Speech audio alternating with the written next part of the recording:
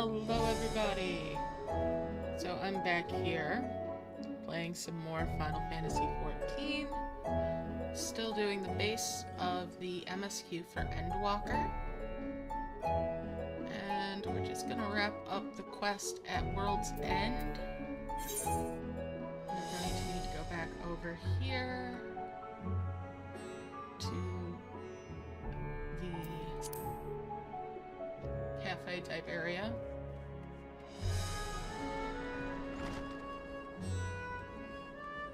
How's the sound?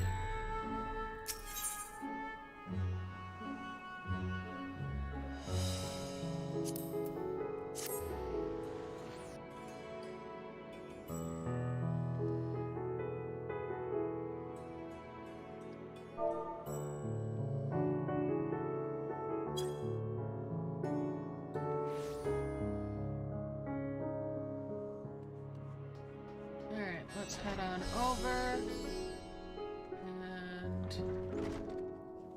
speak to Melee.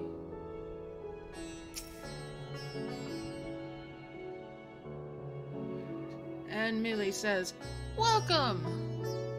When the satrap asked us to entertain a party of honored guests, I was wondering who it might be. This is a lovely surprise, to say the least. By the way, I heard all about Kal'zel from your friend Grahatia. I understand there was nothing that could be done, but I was heartened to hear he meant us no harm. I cannot thank you enough for dispatching the beasts. As the smallest token of our thanks, your food and drink tonight are Merida's treat. Speaking of which, what shall I start you off with?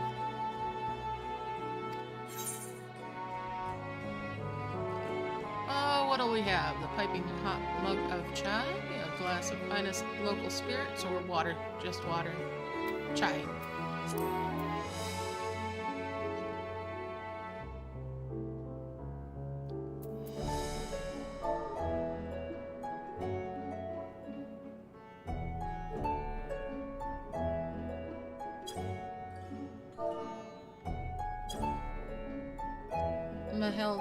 Melee says, "As you wish.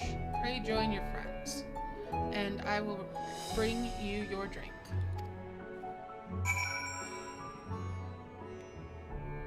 Alright. Let's go over here and talk to Y'shtala.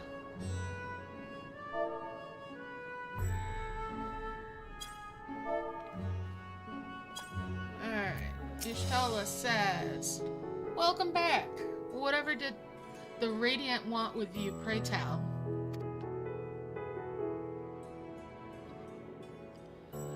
Our allies have sent military delegates?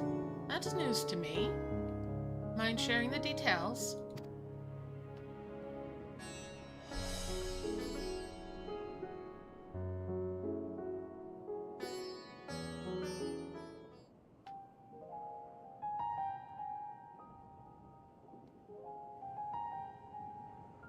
So blasphemies now plague all the realm.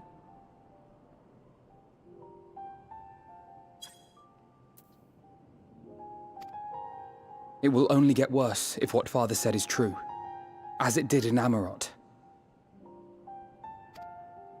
If that's our model, then shouldn't we expect the effects to grow more severe as it feeds off its own spread? As if people transforming into those monstrosities wasn't bad enough. If the flora and fauna, if the land itself turned against us. No one would survive.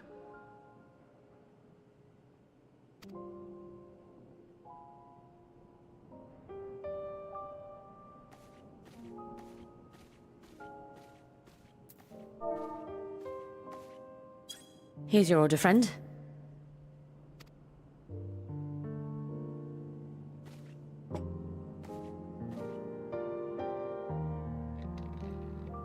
May you find comfort in these dark times. Yes, I have mugs that look like those.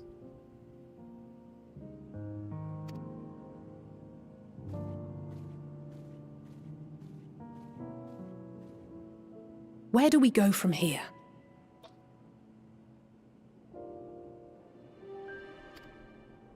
If there's one thing we've learned, fighting blindly and simply reacting to what comes will accomplish nothing.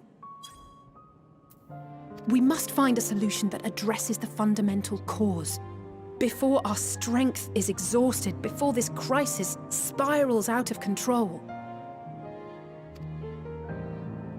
Is there something, anything we've overlooked?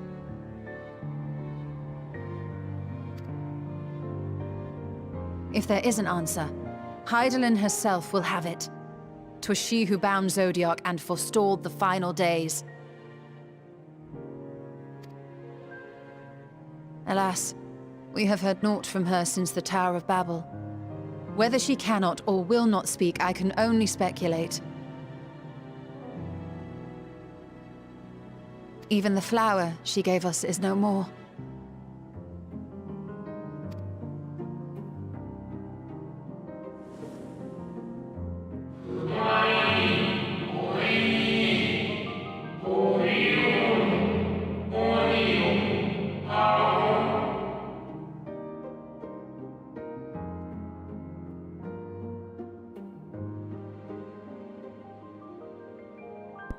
In our time, we called it elpis. You would do well to remember the name.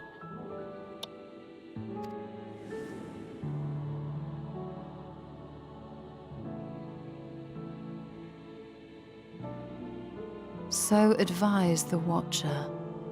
But what could be the significance of that name? It is entirely unfamiliar to me.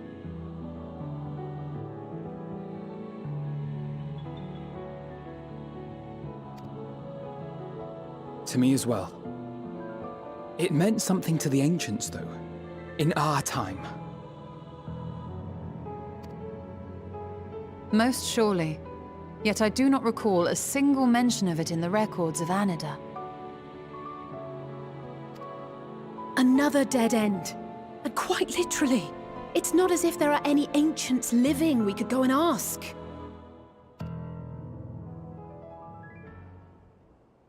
Not alive as such, but not quite dead.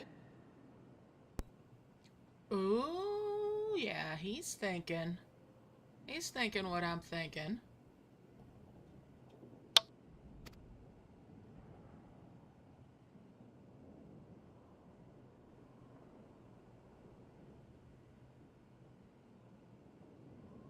Elidibus.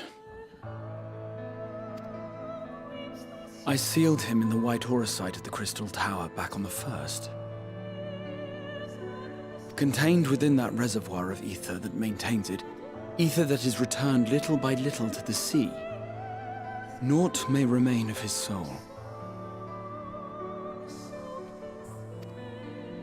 However, if part of it lingers, we might be able to speak with him there. I know we can no longer make that journey, but you, my friend, still can.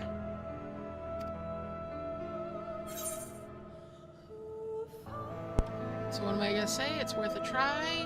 It would be an opportunity to look in on the others as well, or if there is truly no other way. It'd be an opportunity to look in on the others as well.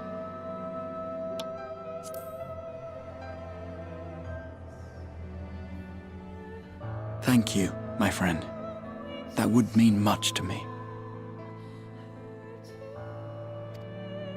If nothing else, should we learn the first is safe, we'll have that much more reason to keep fighting the good fight. That said, the odds are not in our favor, to say the least.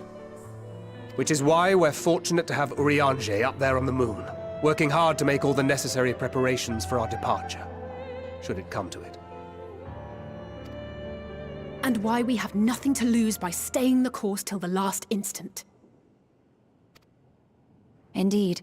To the last, let us all do what we can.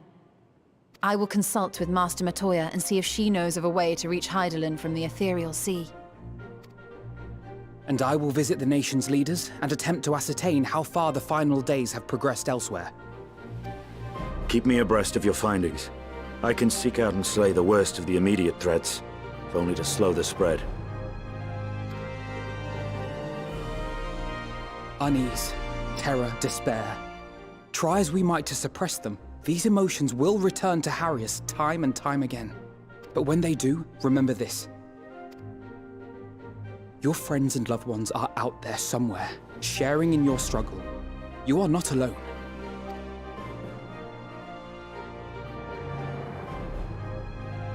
So ends the brief respite before the next revelation. Yes, so much left for you to see. Where beginning ends, and end begins.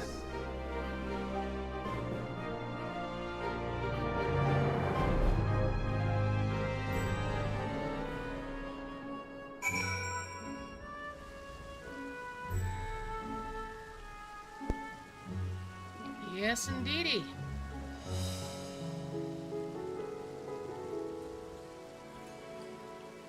Alright, so let's talk to Thancred.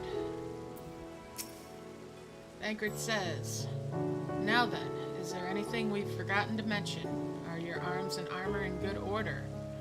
I think I need to check my mail.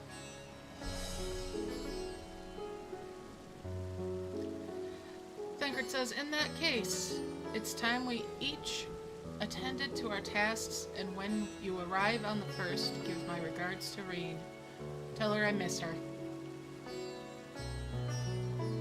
Okay, thank you, Gleet. I will try to adjust that here.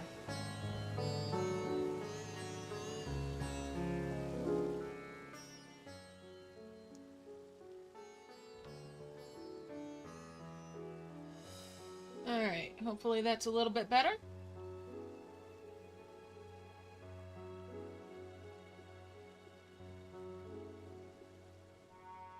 Or maybe that.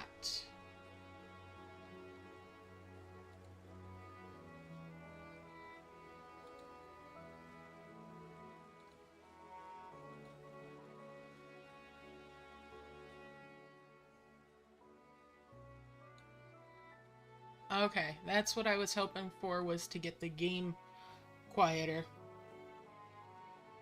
Alright, let me adjust this other one. Is that better?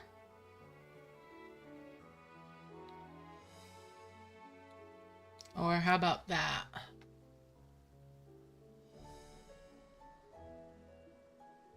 Okay.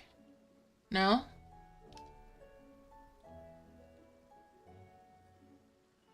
Okay.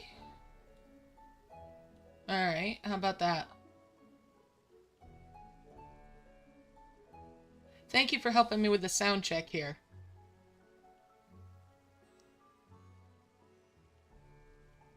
Alright, let me try a little adjustment here.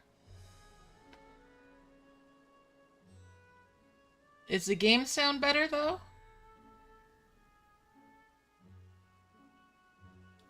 Huh. That's interesting. Okay. Well, let me adjust where my mic is actually sat at as well. Okay, is that better? Okay, so yeah, it was where I had my mic sat as well. Okay. Yep. I just needed to turn it, apparently. Alright.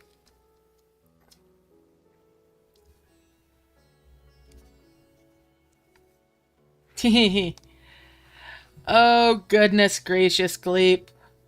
Alright, so Thancred wants us to say hello to Reen for her. Yeah, thanks. And there we go. Now we'll talk to Grahatia. Grahatia has something he wishes to give you.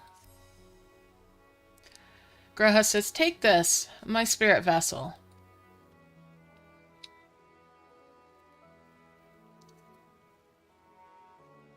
Empty now, of course, but it should allow you to operate the tower systems in the umbilicus If even the smallest fragment of Elidibus's essence remains, it should be possible to locate it. As for access to the umbilicus, pray seek out Lena for assistance. Chances are she still stands watch at the Excensor Gate. Should she or anyone else ask after me, tell them I'm living my life to the fullest, that I'm happy, hardships and all. Graha says, well, we had our best be on our respective ways. God's willing, we will see each other again ere long.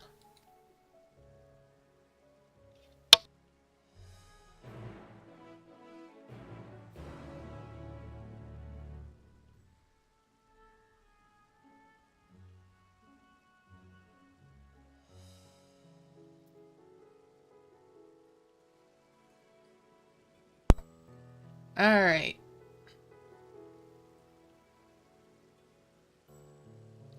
Let's go check my mail.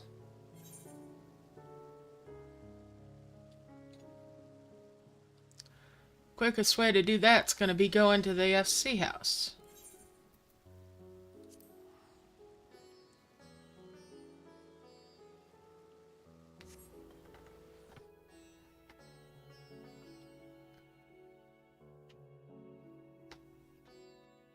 Need to pick up my new clothes for later.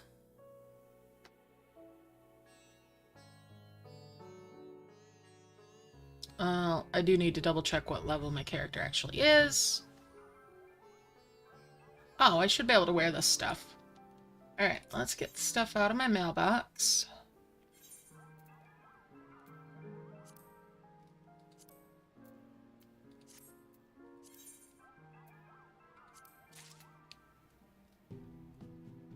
Thank you for mailing this stuff over, Glebe.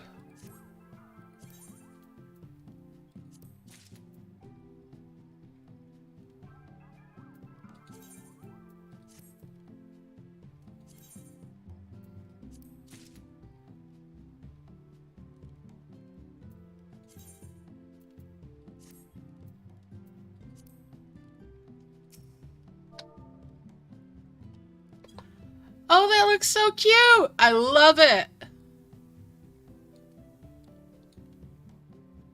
Love it, Gleep. Wonderful outfit.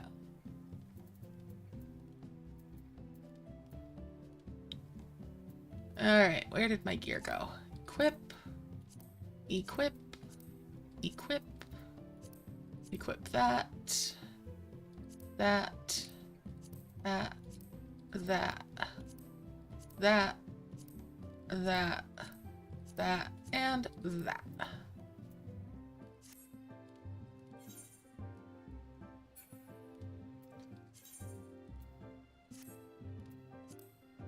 That is quite the outfit.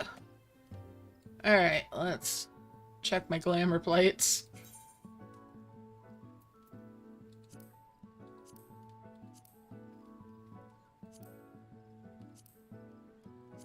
What kind of outfit do I actually want to be in for this traveling that I'm about to do? Nope. There we go.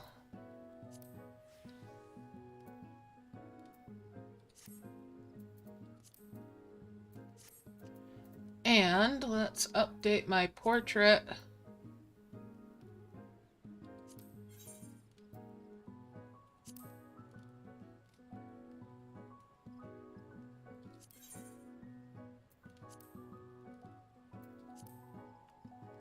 All right.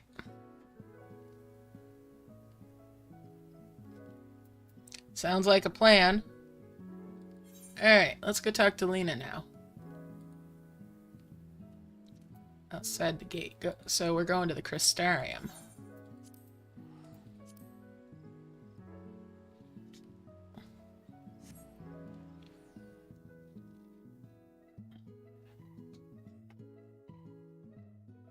Alright, so now that I'm all kitted out, rather than being in level 80 gear when I'm level 86, it was about time for some definite upgrades there.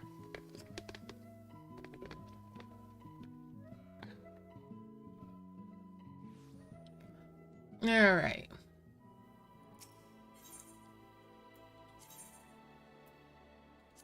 Where we want to go is out in Lakeland.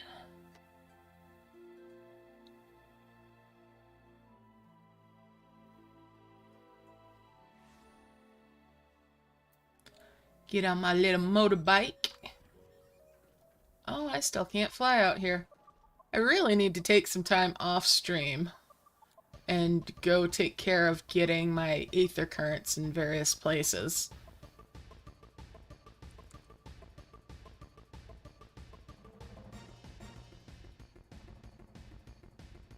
I've been a little lax in that. Alright, talk to Lena.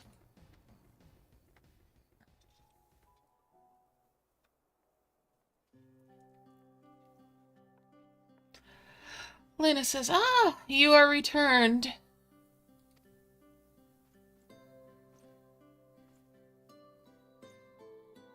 I mean, I could do it on stream, yes. Lena says, "Have you been well, you and the others?" What am I gonna say? As well as can be. We've no shortage of troubles, but we're well enough. Yes, we've no shortage of troubles, but we're well enough.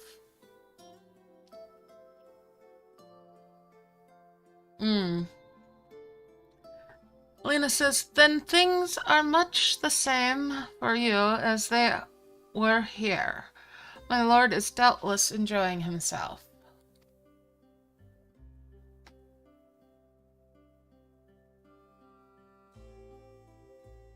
Lena says, He said this to you? These exact words?" "Oh, to know that he is happy, it fills my heart with joy. Thank you for taking care of him. When next you see him, please tell him not to overexert himself. Futile though a request though it is.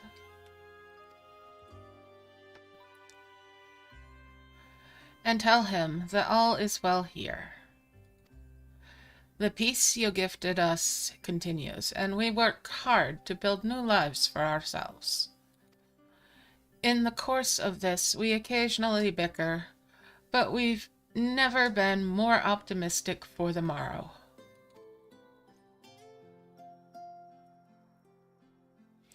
If I had to mention one dilemma, it would be the question of our governance. Even as we speak, debate rages on over how we should run the city in the Exarch's absence.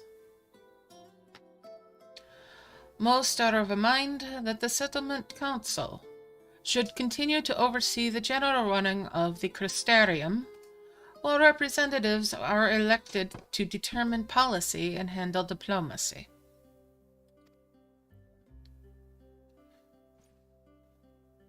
Thus far, nothing is set in stone, but however we choose to proceed, we will not replace our lord. No one could.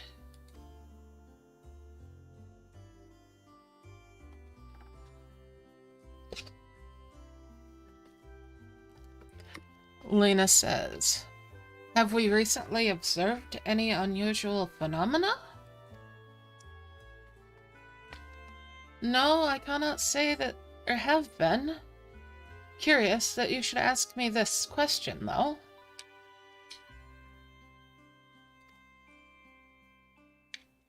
"Some days ago, Irene came and asked the very same. She was rather unsettled, in stark contrast to how cheerful she has been of late."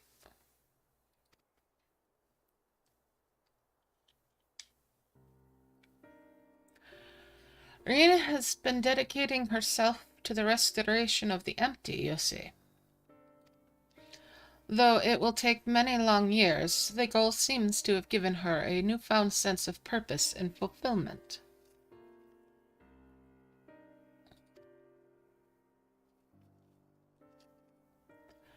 "So, when I saw her in a state of such worry, I couldn't help but feel worried in turn. Especially since she wouldn't tell me what troubled her. I dare say she would be more willing to confide in you. May I ask you to broach the subject with her?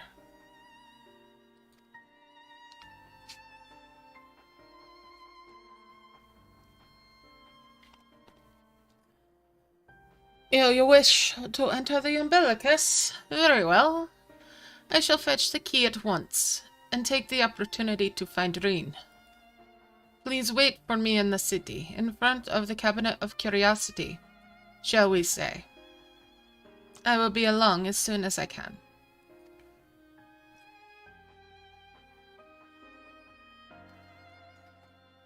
Okay.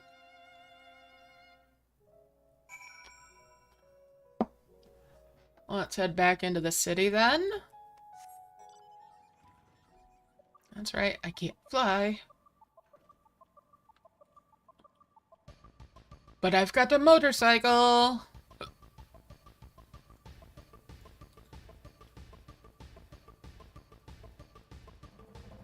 Yeah, I could probably do that, Glebe.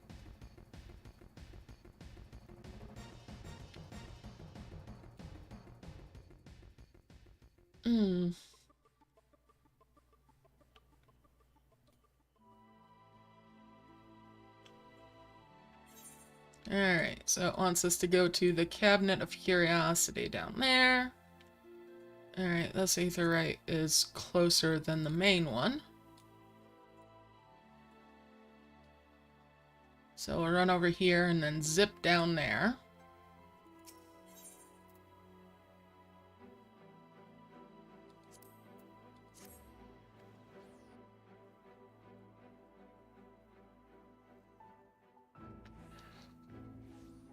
Absolutely, that should have a pillion for that. Alright, let's go over to this destination.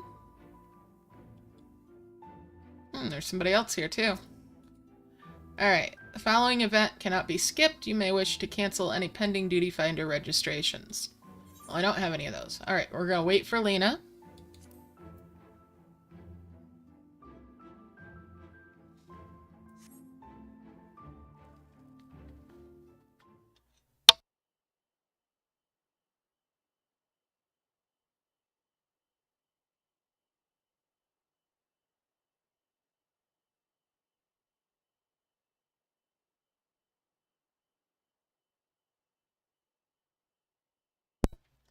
A voice from somewhere that says, "Do my old eyes deceive? Is that truly her?"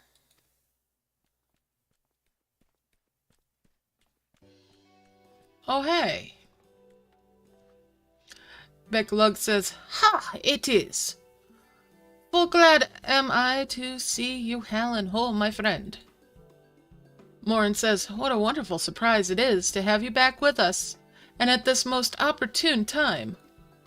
In case you haven't heard, we are planning to produce a tome chronicling events from the Flood to the Knight's return. For this project, we intend to draw upon records kept by the world's peoples. Historical and contemporary first-hand accounts will be the centerpiece of the tome, but yours would be the one to crown them all." Becklug says, "I've been asked to contribute a chapter on the soul, a subject that is key to understanding much of your endeavors. In the course of developing a spirit vessel, I gained valuable insights into travel beyond the rift, knowledge that will allow me to attest to your existence in deeds."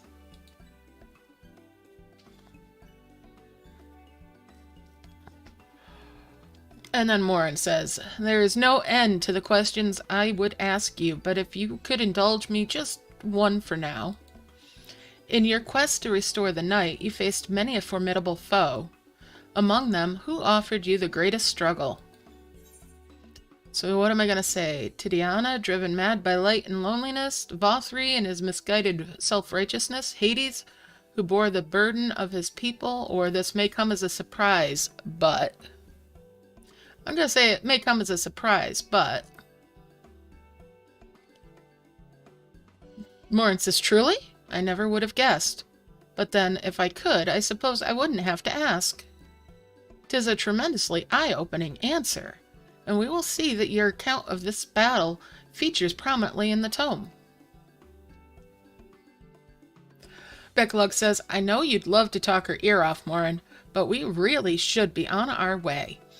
Those documents from Mulemore won't collect themselves. Morin says, of course, and afterwards, would you care to join me for tea? I was hoping you might clarify a few points in your tryst. Becklug says, till next time then, do tell the others to look after themselves. Our overzealous friend in particular, remind him not to overexert himself again and again till his ears fall off, if that's what it takes for him to take it to heart.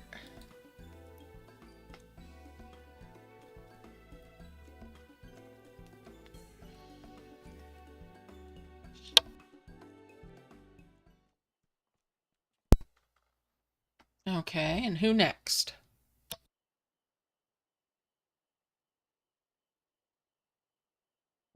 Another voice. Is that the Warrior of Darkness? Oh, it's the kids.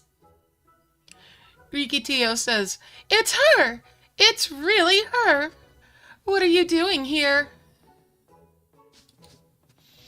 If you're going to battle, I can give you some medicine. I made it myself. Earwell says, best not, Ricky. You'd only give her a stomachache. Oh, Earwell says, we've come to see Morin to get his advice. One of the guard finally agreed to teach us how to fight. But first, we need to choose a fighting style. While I know that I want to be a mage, Arkil isn't sure. Arkil says, magic isn't really my thing, so I was thinking of taking up the axe, or the sword, or maybe the bow. They all seem alright, but it's hard to decide, so I thought I'd ask Morin. He knows about lots of things.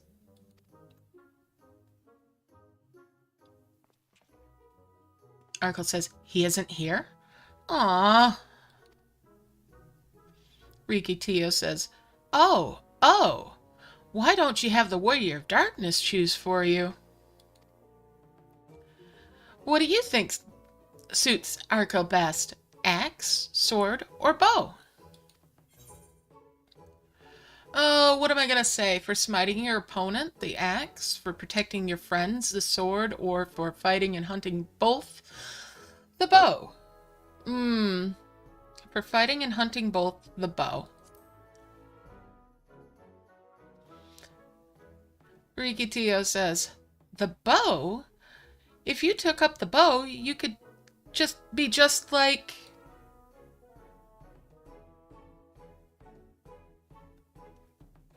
Rendaray, the Warrior of Light. Rikitio says, I love that tale. Let's borrow the book today. Earwell says, it's really popular, though. I hope it's still there. Exactly. Safer for a new person, too. They can always take up something else. Arkil says, thanks for helping me decide, Warrior of Darkness. I'll start with that style and maybe try something else later on. Exactly. Arkil says, and when I get really strong, I hope to have a bout with you.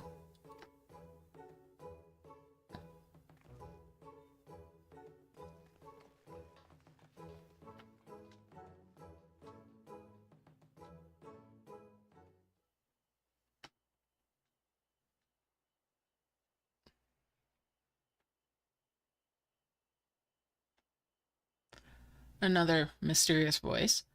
Humph. Such fun she's been having, basking in the adoration of musty old bookworms and wide-eyed younglings. But does she spare a thought for me? Of course not.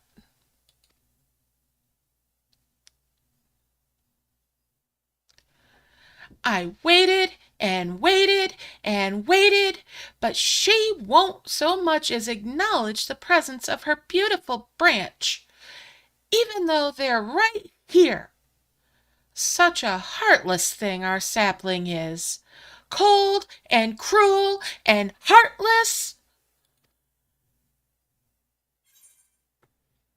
What am I gonna say? Farewell, I need you?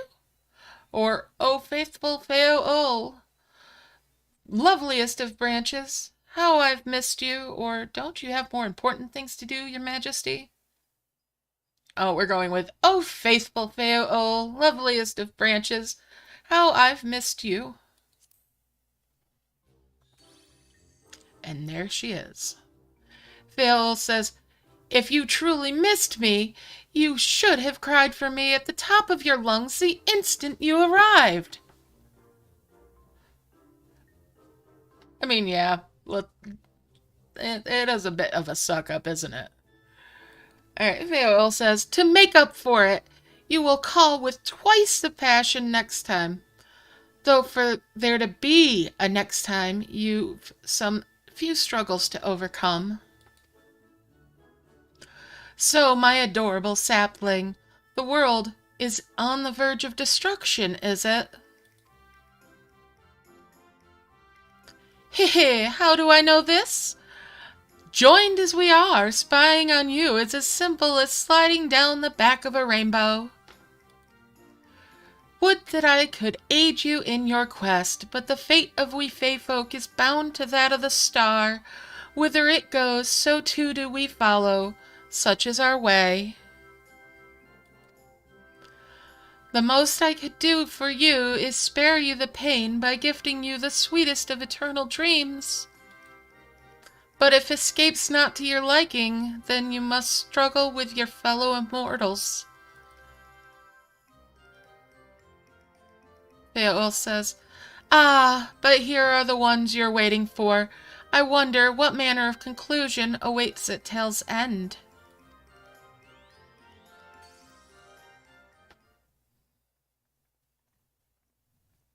Alright, there goes our stalker. And here they come. Luna says, my apologies for the delay. Rain says, oh, it's so wonderful to see you again. Luna says, you'll doubtless have much catching up to do, so I shall leave you to it. I've taken the liberty of unlocking the umbilicus, and you may enter at your leisure.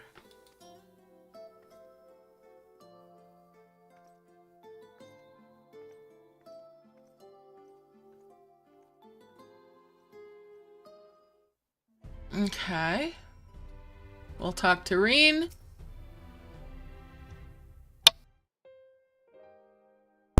Reen says, I'm relieved to hear that everyone is well.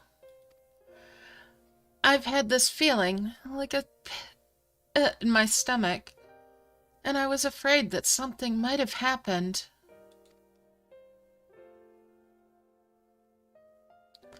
Reen says, maybe I'm overthinking things, but it's just that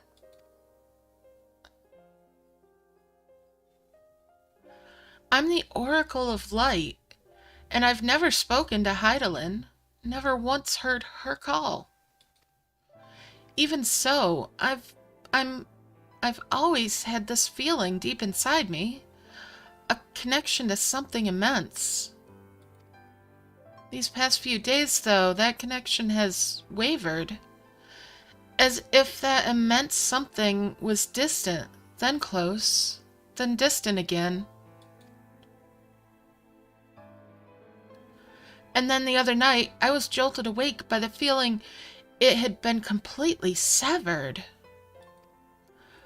Wanting some fresh air, I went to open the window, and to my horror, the sky was ablaze, like during the star shower.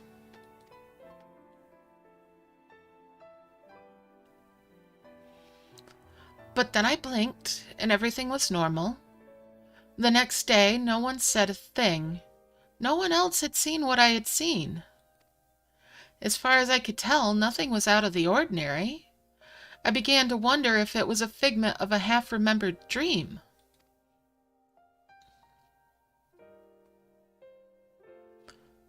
Rain says, what are you not telling me?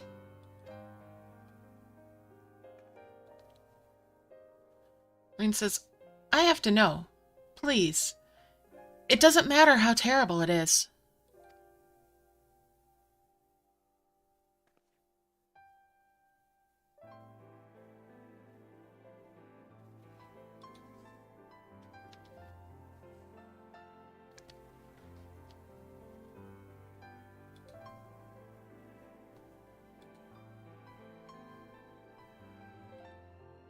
It wasn't my imagination then? The doom we witnessed in Amarat has come again?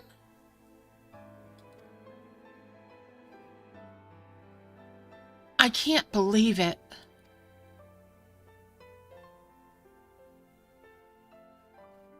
It says, like I told you before, all is well here in the First.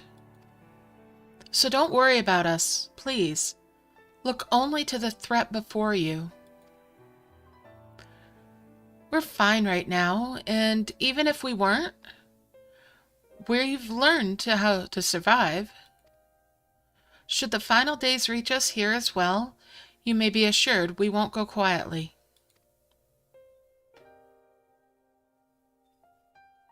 No, we'll hold on until you can find a way to save all of our worlds.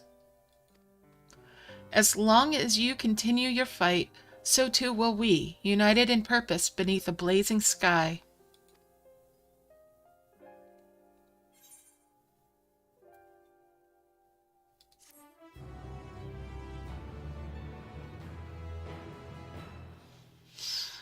All right.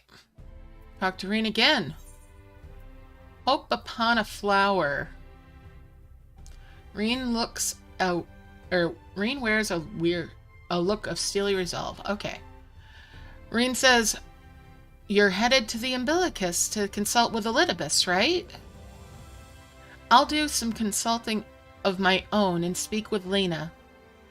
Decide how we might best prepare for the final days. So it's farewell for now, but we'll see each other again, I'm certain of it. Alright. Crystarium Gatekeep. Let's hop on over here. And let's see. What? That one, the Docile Gate.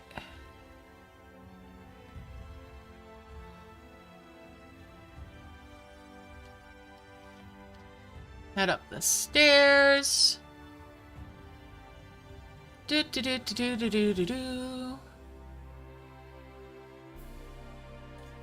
And talk to the gatekeeper, who says, "Ah, welcome back. The captain has told me all. Give the word, and I will show you to the ocular." All right, let's go.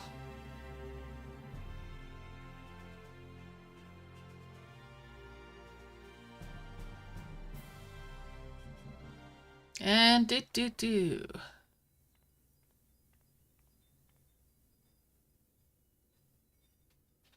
Such a pretty place. Memories.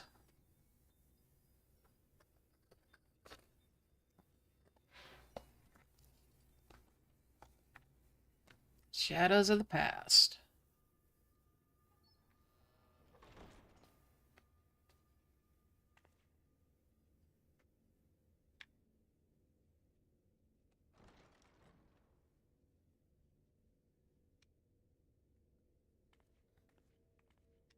What do we have here?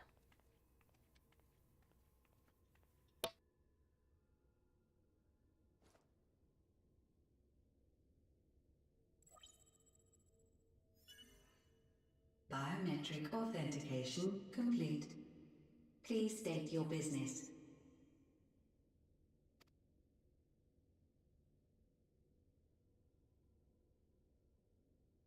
Acknowledged.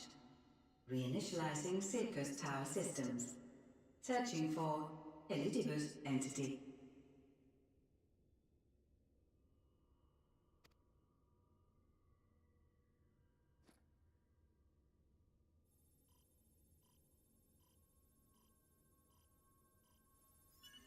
Target located in subterranean core power accumulator. Projecting image. Okay, this should be interesting.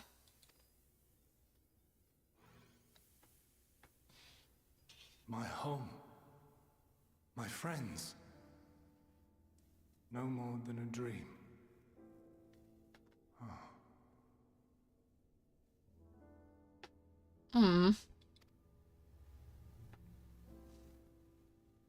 It's Kid Elidibus.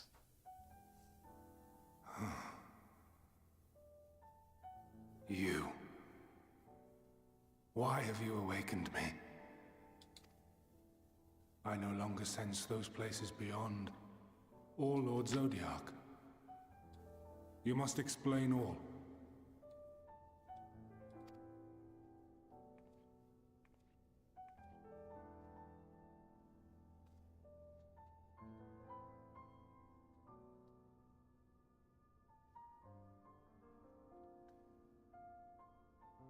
So, he is fallen, and my brethren's souls returned to the star. The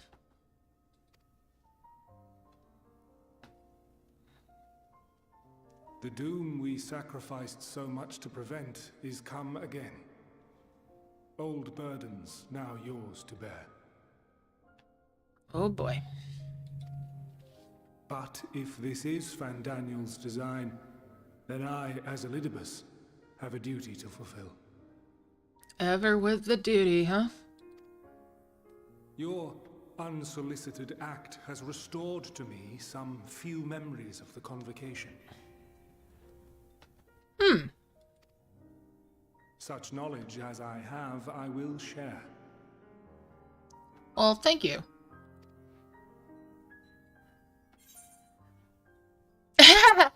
Alright, so what'll I say? Thank you, obviously. That's what I just said.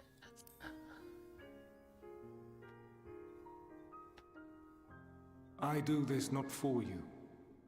I merely perform my duty, as I have ever done. Where to begin? Ah, the end.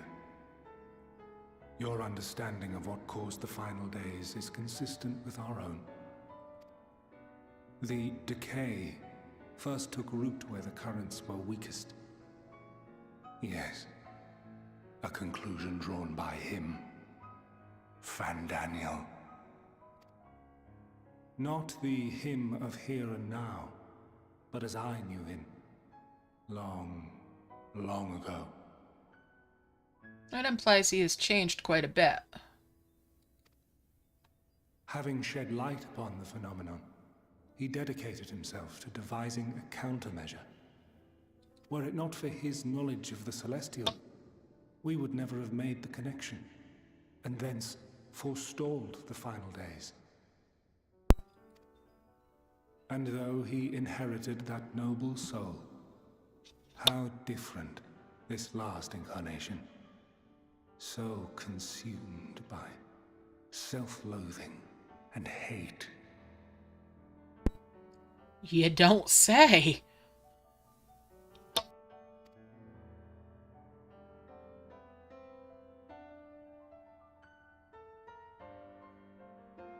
Elpis.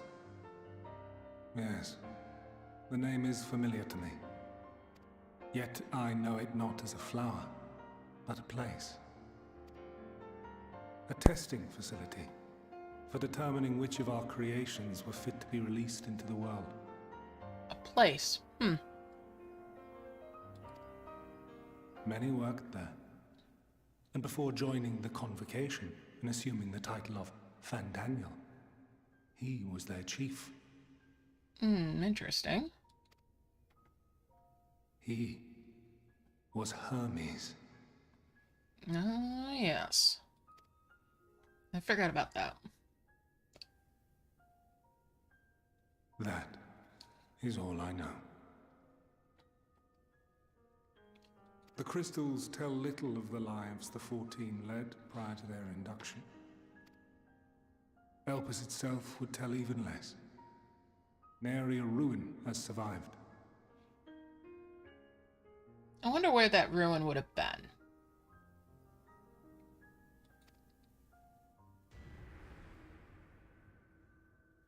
Wait. I saw you there. In Elpis. No. I did not. But I did. I did. A lingering trace of impossibility. And a truth that fills my heart. And in my mind, I'm hearing the intro for Doctor Who all of a sudden.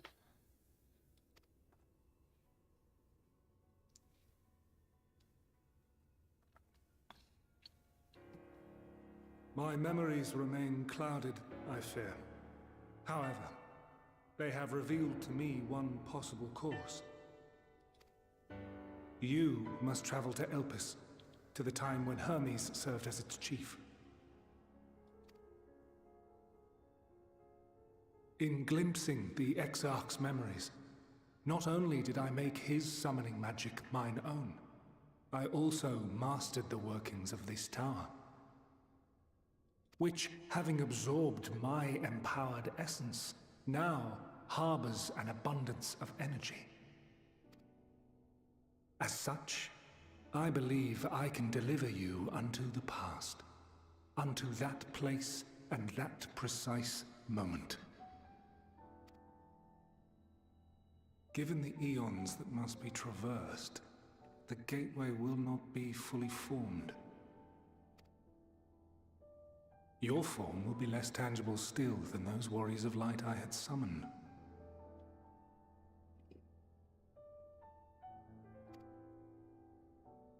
In all likelihood, none will be able to see or hear you.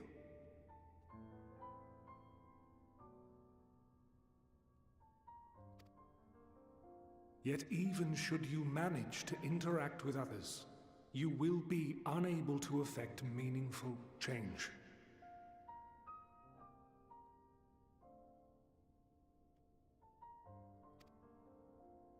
For the reality you wish to save, the reality to which you must return, exists as a result of the final days.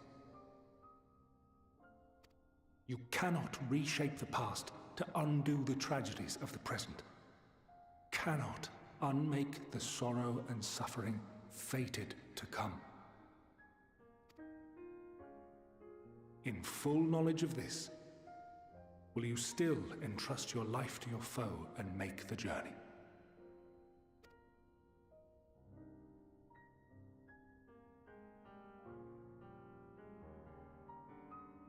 Very well. I shall cast you unto the river of time. Let this be my final act. You must input the commands. I no longer have the authority. First, you must reconfigure the systems, that the tower's ether may be channeled for the magic. Okie dokie then.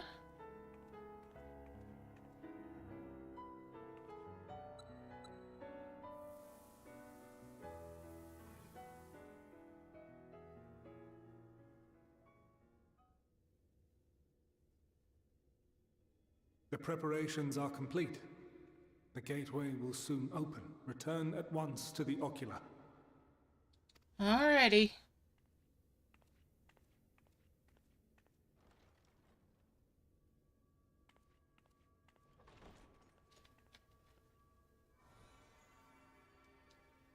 All appears to be in order. The ether flows unimpeded. The magic should consume every last mote of my essence. Why are you surprised? Did I not say that this will be my final act? Lord Zodiac is no more. There is nothing for me here.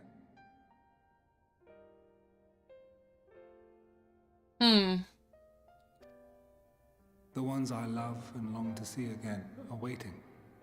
In that promised land, beyond memory and dream.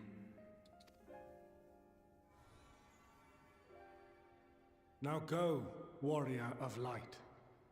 Go, and do not look back. Okay.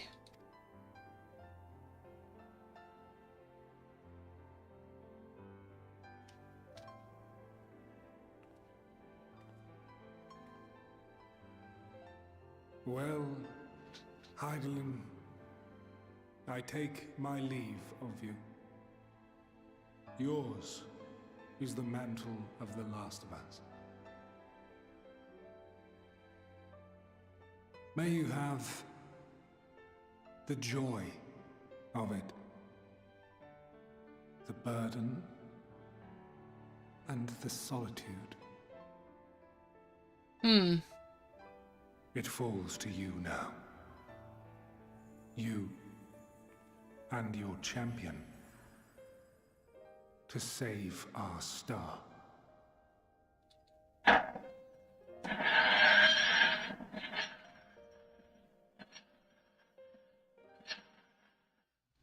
I'm sorry. I'm just here in the TARDIS for this.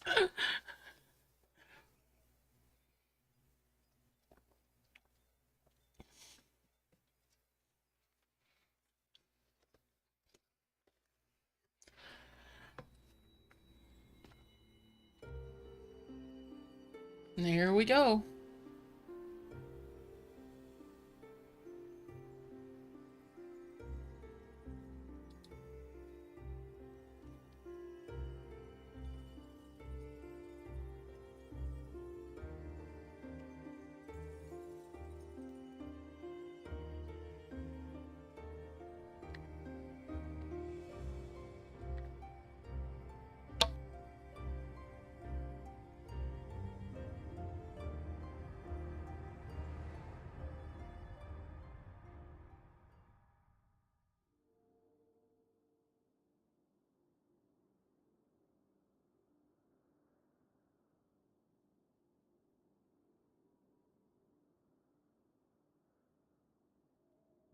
I'm looking a little thin there. Well, it's definitely the past. They are some hunkin' tall.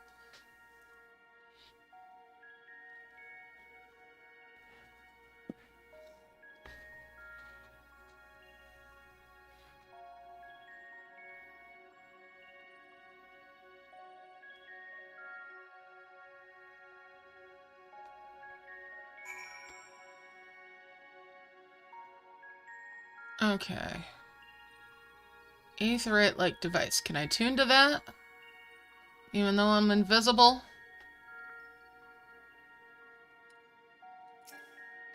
Too far away. Can I get up there? This way. Reminiscent of an aetherite, perhaps it's possible to attune to it? Yes!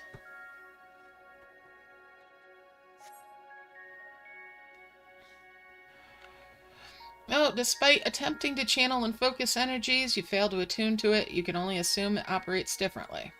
Okay. Explore the facility, part 1.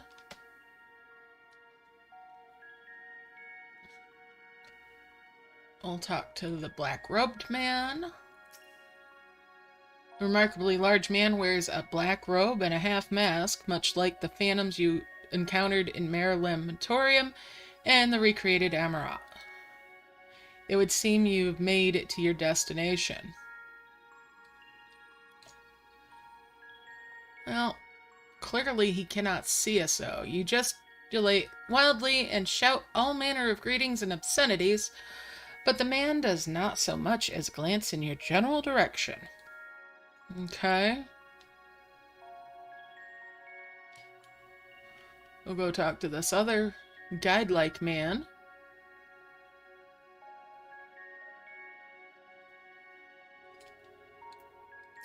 Yo!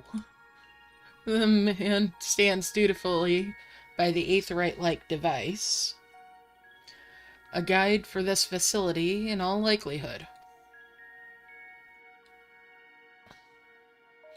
You attempt to get the man's attention, but if he sees or hears you, he gives absolutely no indication. As Elidibus warned, it appears your form is intangible. Alright, let's talk to this person over here. Okay. Conversing woman. This is the right place, yes? Propalion? Judging by the woman's words, this facility is called Propalion.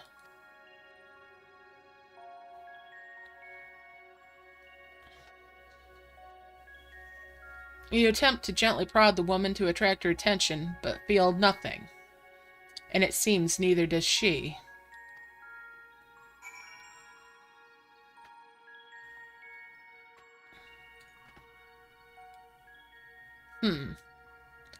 Okay, well, let's go over to this door and examine that.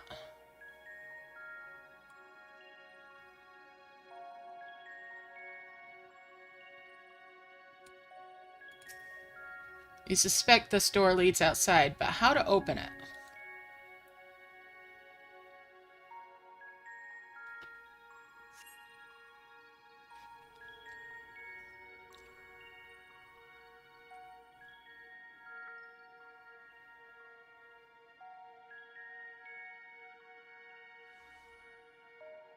Two people just arrived. And here we are, Elpis. That voice.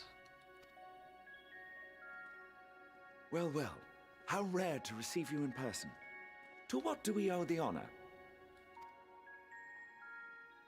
Oh, just a few odd tasks. We'll be here a while. Familiar stranger.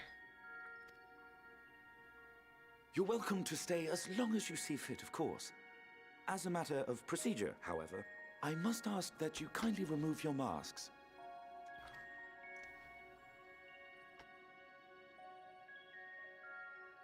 Come now.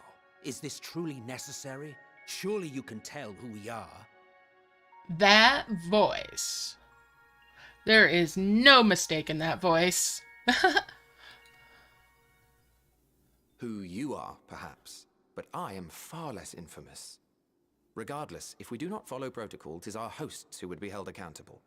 So, please, do favor us with your handsome face.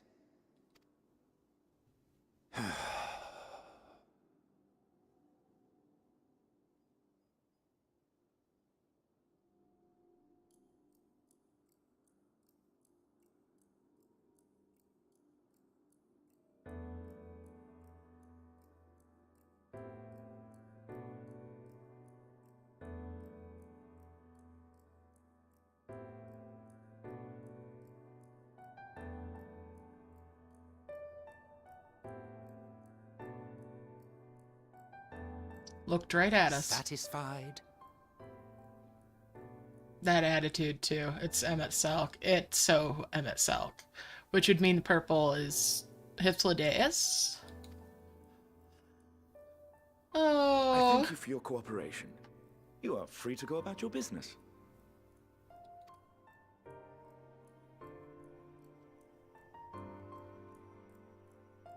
And that mask, that just, yep.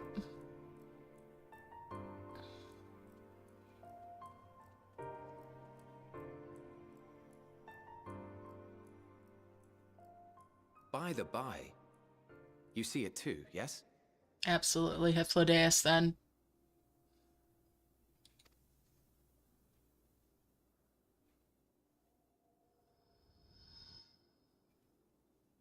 I haven't the foggiest what you're talking about. Yeah. Right.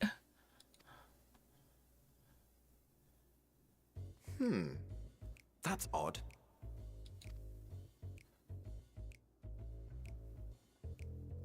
It's right here. A bit thin in the ether, but there's no mistaking it. The color of its soul is almost identical to Azem's. Do you suppose she created it? Rather unusual for a familiar to have a soul, though.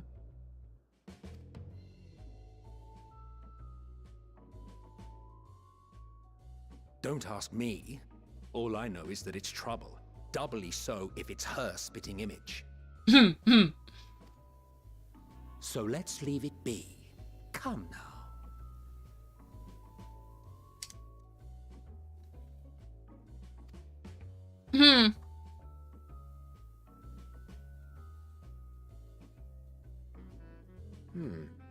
It's trying to say something, but it's literally too intangible to form words.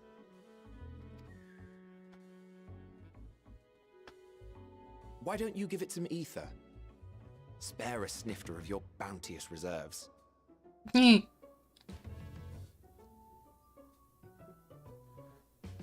do you take me for? Why, a dear friend, of course. One who wouldn't let acts of kindness, such as my accompanying him on errands to far-flung outposts, go unrewarded.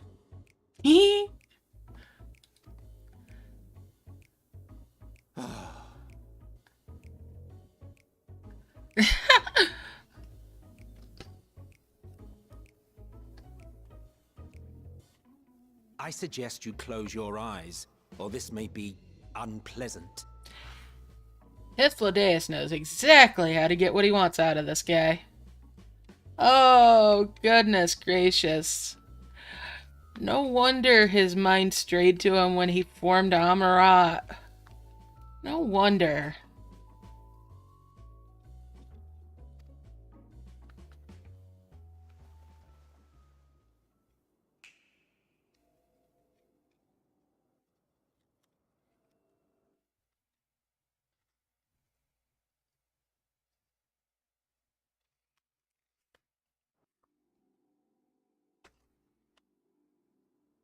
And that snap, that You just... may open your eyes. That snap just cinches it.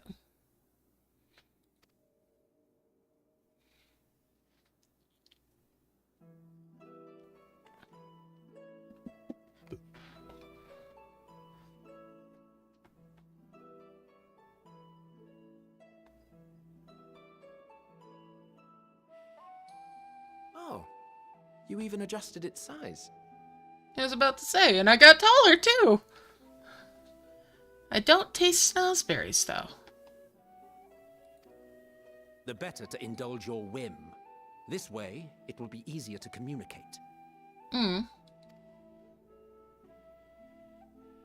How very thoughtful of you. And may I applaud your artful reinforcement. Without further ado then. Greetings! I am Hythlodaeus, Chief of the Bureau of the Architect. Sulking beside me is the most honorable emet-selch of the Convocation of 14. I knew it! And how might we address you, my new friend? A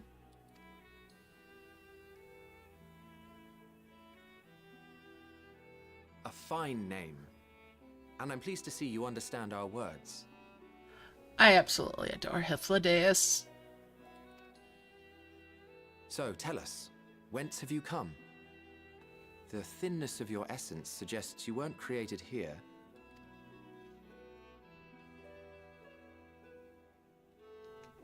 You do not know? Or cannot say?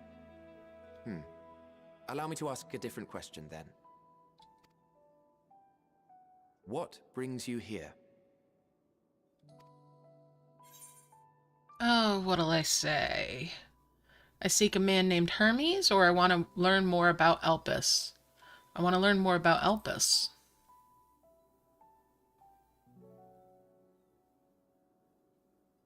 Well now, the same as us. Perhaps Azim wished to come too, but had to settle for a familiar.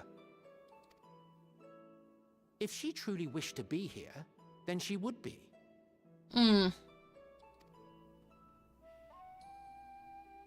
Right you are. My apologies if we've given offense. The two of us can discern the color of souls, you see, and yours happens to resemble that of a friend. And with your purpose matching our own besides, we jumped to a hasty conclusion.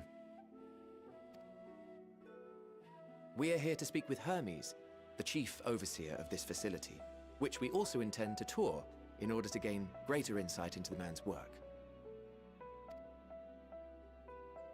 We, I say, though this is emet-selch's charge. I am here only to serve as his guide. And I should be happy to serve as yours as well, by way of an apology for the misunderstanding. I do adore him. Are you suggesting that we bring it along on official business? This thing we know next to nothing about? Oh, Emmett. If you harbor suspicions, better to keep it close than leave it to its own devices. Wouldn't you agree?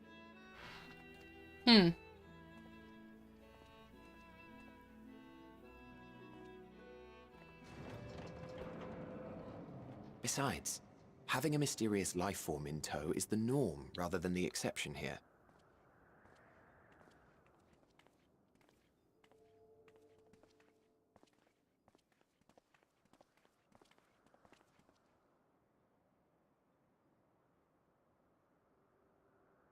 Welcome, my friends, to the testing ground of creation at Heaven's Edge, Elpis.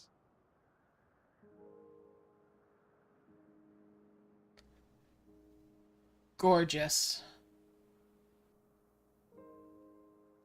And all I can think is, if there's ruins of it, it's Sea of Clouds.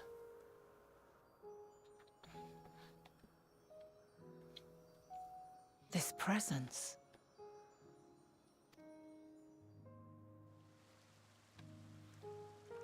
They're so cute.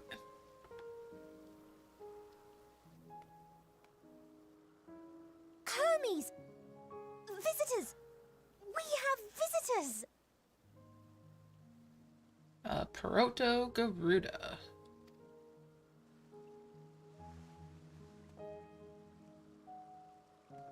A blue Garuda.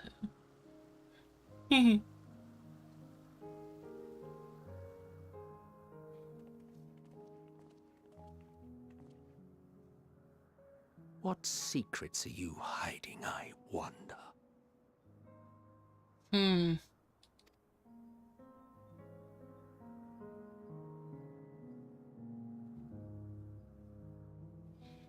Absolutely gorgeous. Oh, so pretty. Alright, before we talk to Hythlodaeus, let's talk to emet-selch and see what he's got to say. He says, in case you didn't know, it's rude to stare. Stop. Alright. And Hythlodaeus says, this is hardly my first time here, but the scenery never fails to take my breath away. Why, it feels as if you could reach out and touch the heavens. Now then, to begin our guided tour, perhaps you already know these things, but for the sake of thoroughness, I shall start with the basics. Using concepts to give shape to aether, creation magics allow us to bring forth anything we desire, be it inanimate objects or living beings. Anyone may conceive of concepts, but they must all undergo evaluation at the Bureau of the Architect. As part of that process, living beings and certain arcane entities may be sent here to Elpis for in-depth observation and study. Heh. A fascinating facility, isn't it? I dare say you will enjoy touring it with us. Alright, before we pick that up, I'm going to try to attune again now that I'm bigger and have more aether. Can I get back in there? Let's try that again. No? Okay, nothing to do there then. Alright.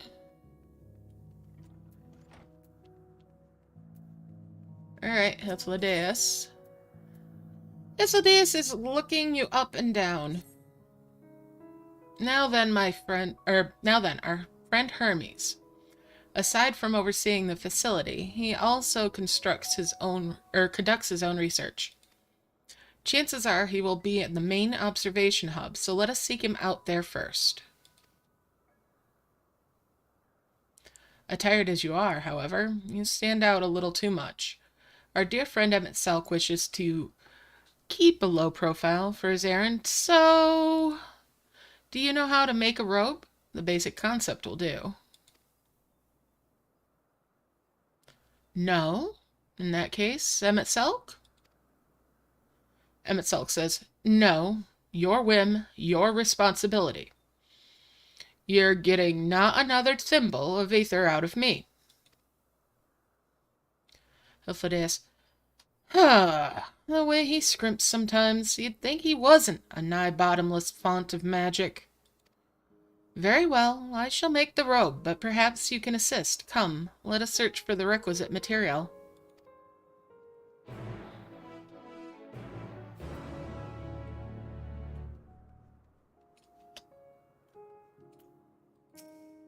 What's this guy got to say? Those researchers are from the Arcadium Niter's words of here to observe the state of the local flora. I wish they would give equal attention to the ambient environment, specifically. How much noise they are adding to it with their little debate.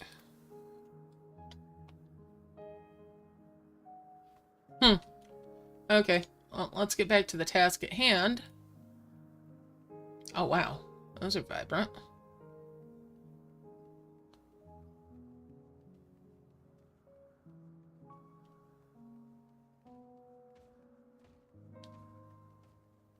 Alright. Head on over here back to Emmet and Hythlodaeus. Hythlodaeus says, yes, these creatures should suffice.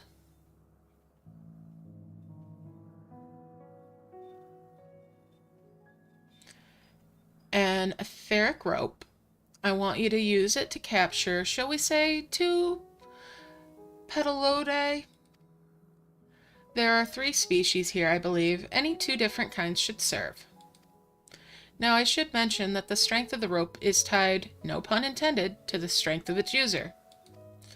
As your ether is still thin compared to ours, you'll need to weaken the Petalodae first. Good luck.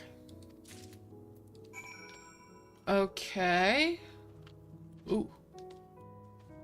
Well, we'll get this pretty one over here.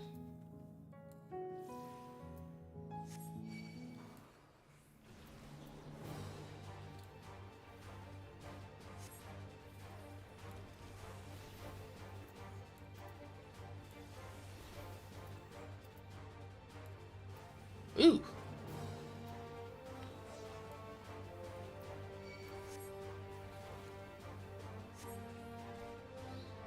That's one caught. Alright, so I got a blue one.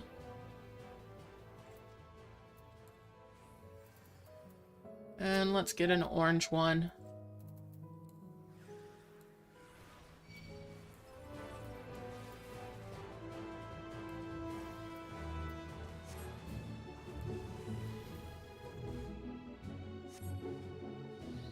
And there's the other one. Alright.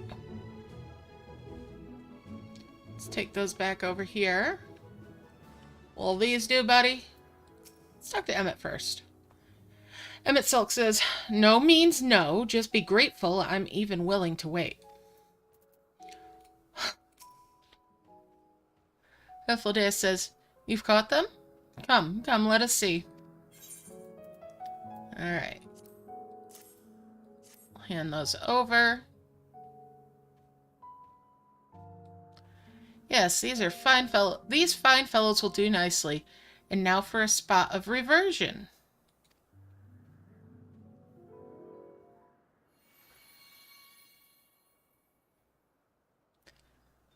Hythlodaeus says, there! It's ready!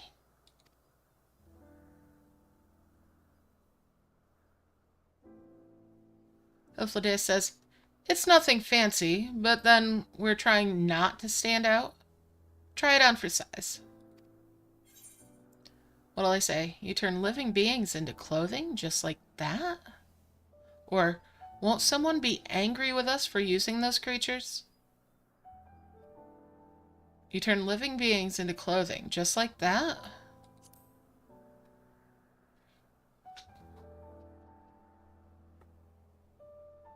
Hythlodaeus says, well, not just like that. You need to revert them to their constituent ether first. Lest you wonder why I asked for 2 species, it is due to the difference in their etheric balance. Blending them allows us to produce garb with superior etheric stability. Emet-selch says, well and good to disguise and educate it, but it won't fool anyone who can see worth a damn. Hythlodaeus says, fair point. But at the very least, it should spare you unwanted attention from casual observers.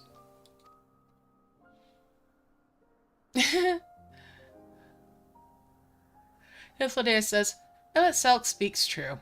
Even dressed like us, your unusual nature will be plain to those who think to look.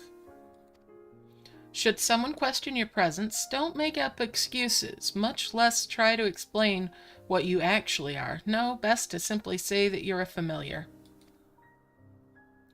The question is, whose?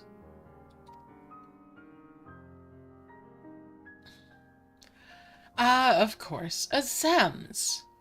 If you say you belong to her, people will give you the benefit of the doubt for any and all outlandish behavior. Emet-selch says, exploiting our associate's absence. Lydia says, for lack of her presence, absolutely. Were she here, she'd have been the first to propose the idea, and you know it.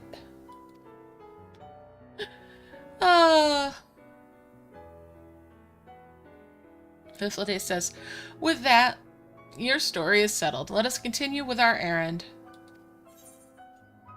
Okay. So I guess I gotta play dress up again.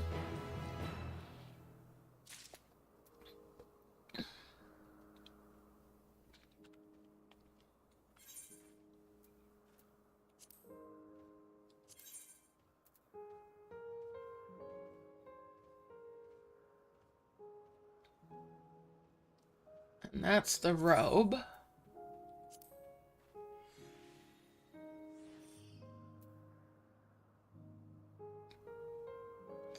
And there were pants.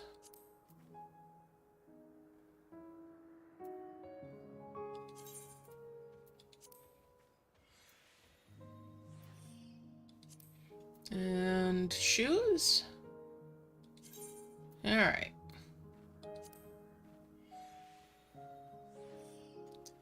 I might as well leave them that color so I blend in.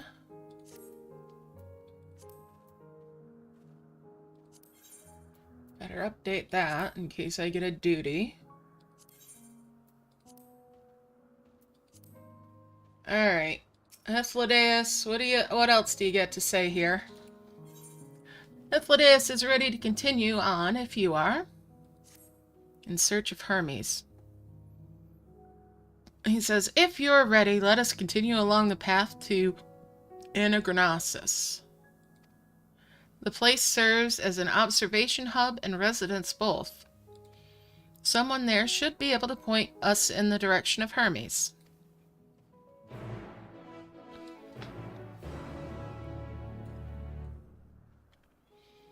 I'm going to stand out because I'm going to be on a motorcycle. Oh, something just jumped at me. But we're just going to keep on going and outrun it.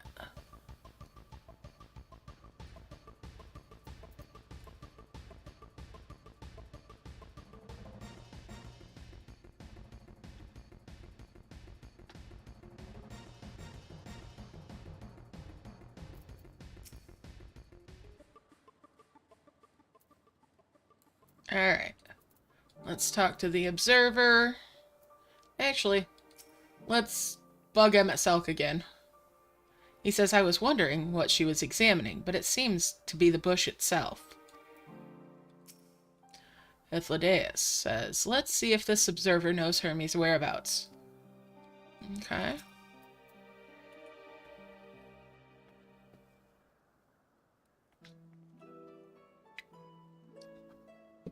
And the observer says, yes? Can I help you? Ethlodeus says, we wish to speak with Chief Hermes. Do you know where we might find him?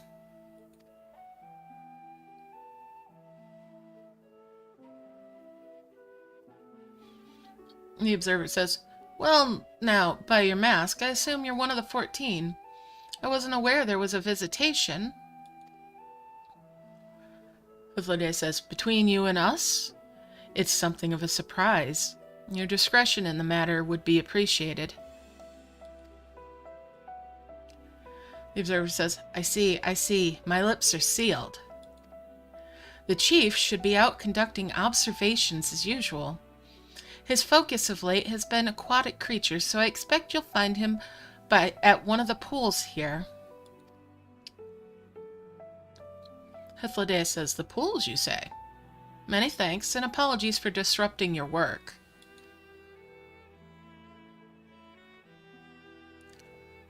emet-selch says, I say, Hythlodaeus, while I've never met Hermes, you know him well, do you not? That being the case, couldn't you simply find him by his aether? Hythlodaeus says, aye, that I could.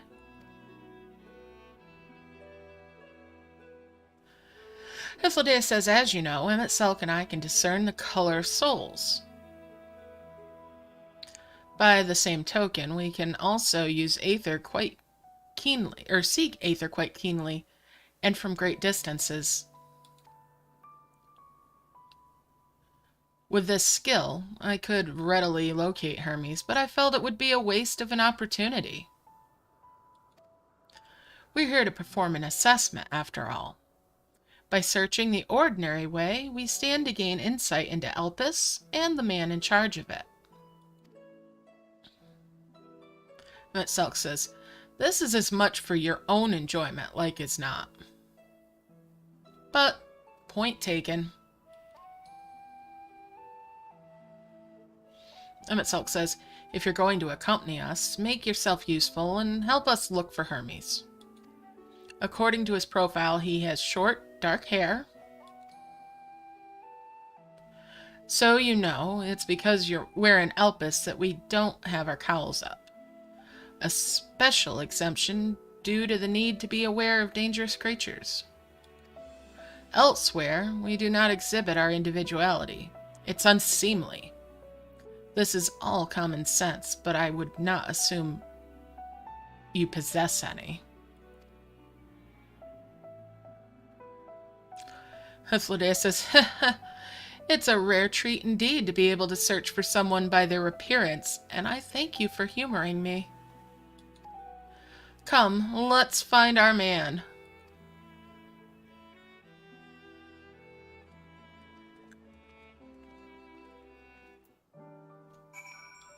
Okay.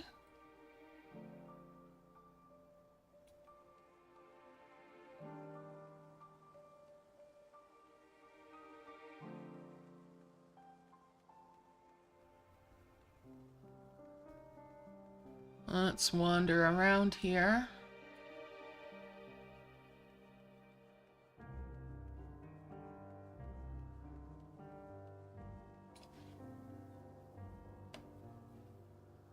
There's an aetherite over there. Bewinged girl and Hermes. Look at these things in the water. So cute. Alright, let's talk to the girl. Girl says, hee hee, they have such funny faces. Mm-hmm. Alright, and we'll talk to Hermes.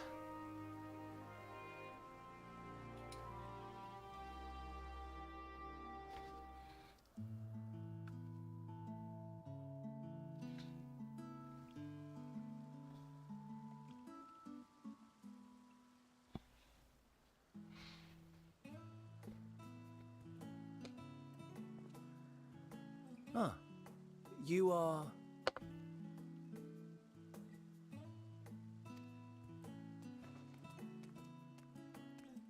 Oh. Different. You're different too. You and me. We're alike. Friends. I want to be... Okie dokie then. Please, wait.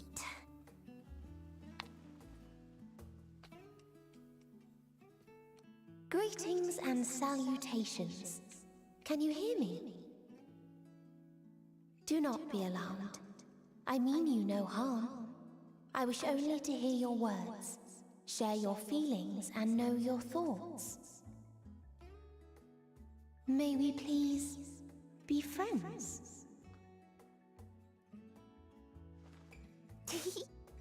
May we please be friends?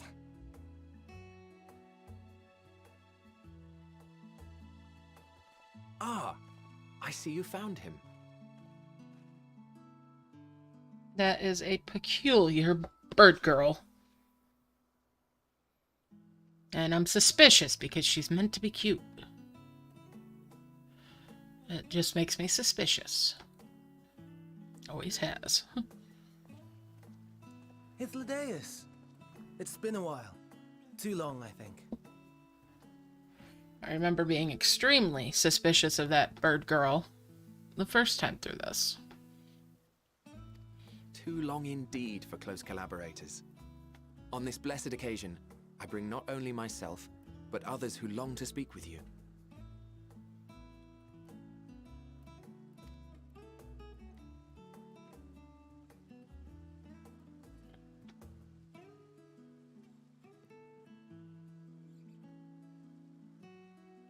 You were of the convocation?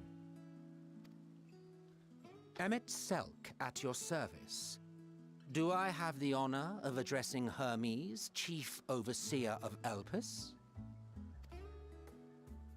You do. You have traveled far for it. Given your facility's purpose, its remote location is something of a necessity. Would that I didn't have to rely upon a guide. Oh, you wound me. Have I not ever been an attentive and helpful friend? Hmm.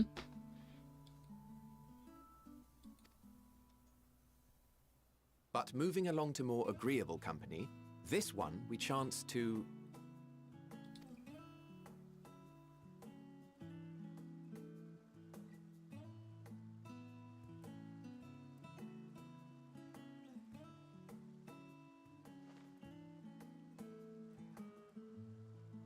Well, you certainly have her attention.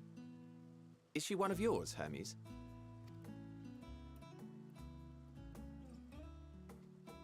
Her name is Meteon. It means shooting star.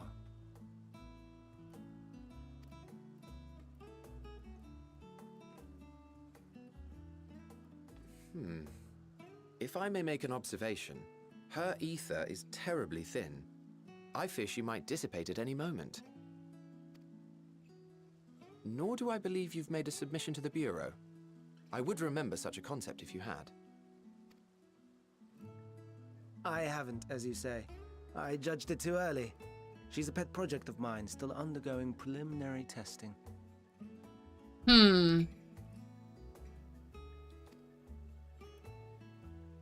But rest assured that I will attend in person ere long. Very well. Being an authority on flying life forms, I appreciate that you are exacting in your work. I shall look forward to your submission. If we have finished with the perfunctory chit-chat, I would discuss official matters. By my coming, I trust you already anticipate the subject.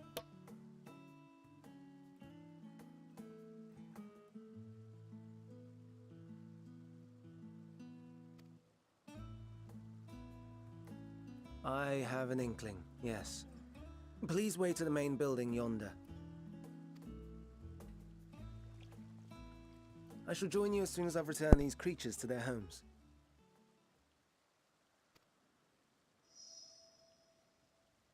What's wrong, Hermes?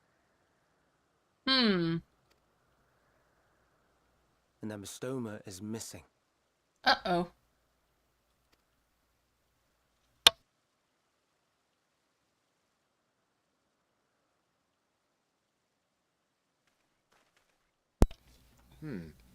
I may have found it. A creature with the self-same ether as those there, nestled in the boughs of a tree outside the grounds. Okay.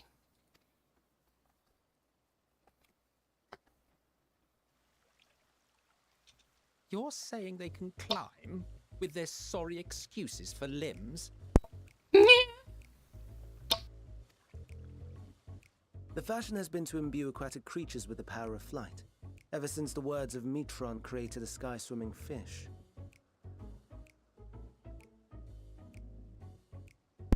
Sky swimming fish. The Ambistomas too can fly, if only slightly. And they could conceivably climb a tree. Whether they can come down safely, however... Excuse me.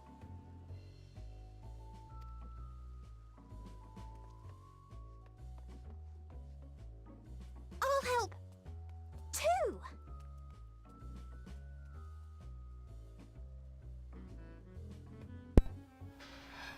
Most peculiar. And what are we supposed to do with this lot?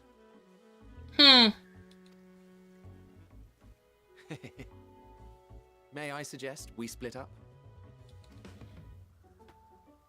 If you would be so good as to assist Hermes, Emet-selch and I shall keep an eye on these adorable creations in the meantime.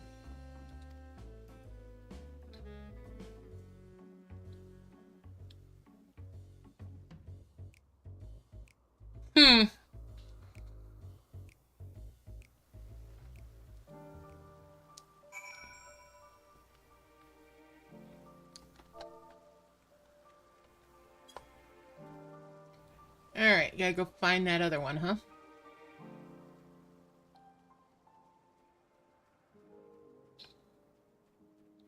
Bird of Elpis is aggressive, so we're gonna try to avoid those.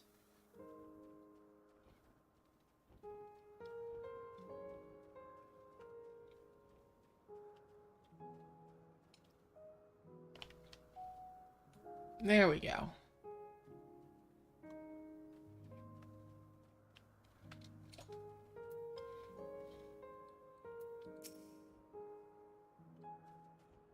Let's talk to Medion. It's looking... Oh! Oh, goodness. Medion says, Hermes! Are you alright?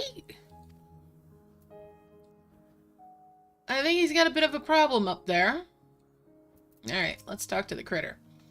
Seems Hermes and Medion have found their quarry, a creature known in this age as an ambystoma.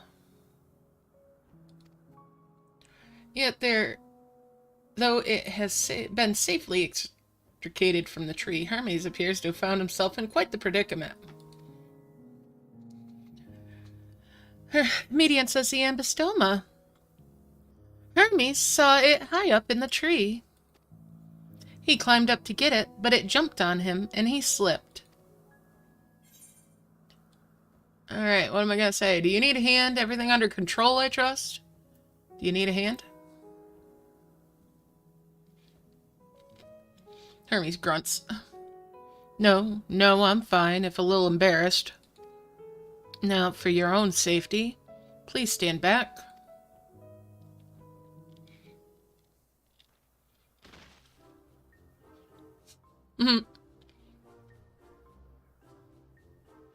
Ugh.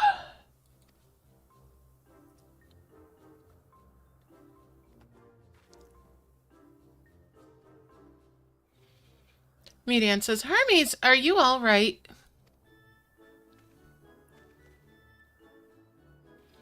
Hermes says, quite all right, yes. My apologies for making you worry, Medion.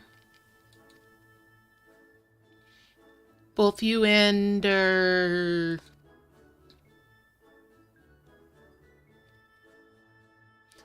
Ah, that's what you're called. An intriguing name.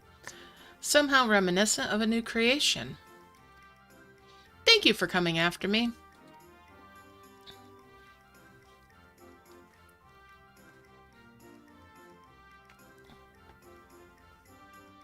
Hermes says, as for you, little one, you must be more careful.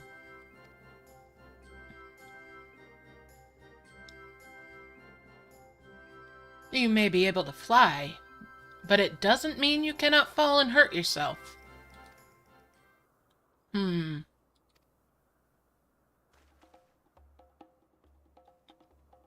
Hermes says, oh no!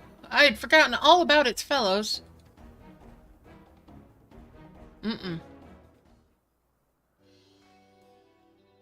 Hermes says, truly?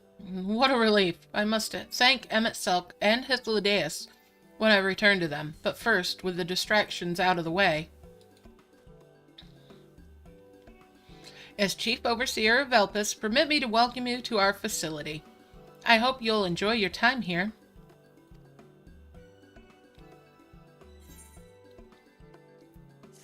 Hmm.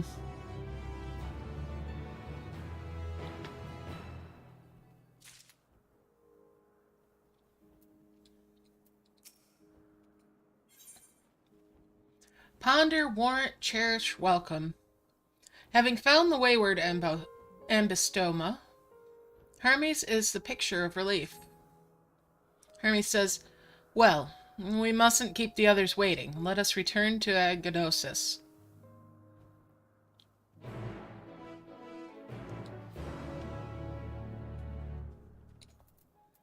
I'm getting on my motorcycle this time.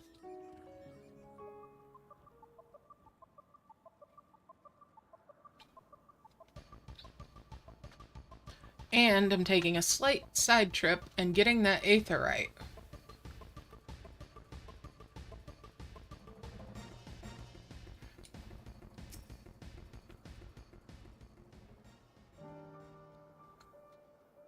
Attuned to that. Okay, now we can go back and talk to whomever.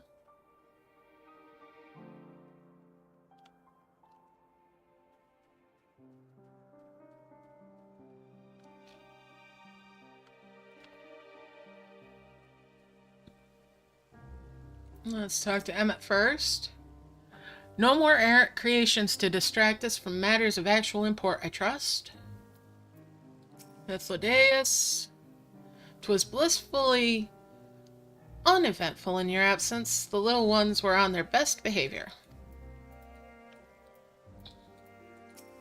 Hermes says, my apologies for the trouble. Owing to your kind assistance, all the ambystomas are safe and well.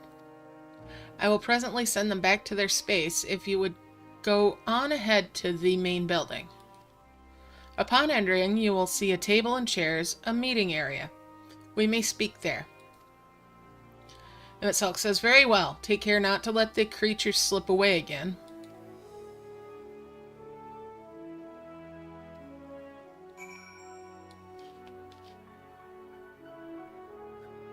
Alright, let's go on over there then.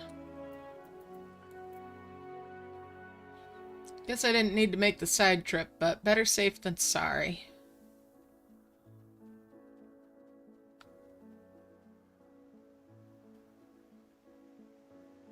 What a lovely little water feature. Yeah, we'll talk to the gemstone trader so I can get rid of the exclamation point.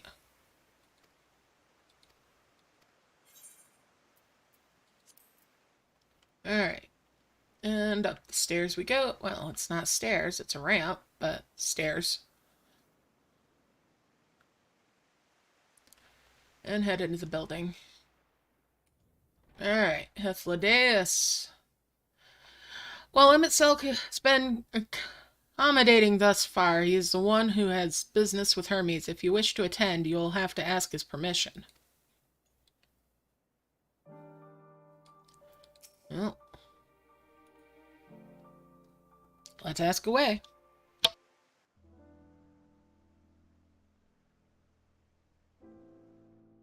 This appears to be the place.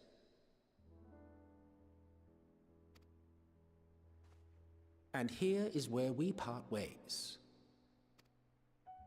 We will be discussing highly sensitive affairs. Only a select few may be privy to such knowledge, and that does not include someone who cannot or will not divulge their origins. Spoil sport.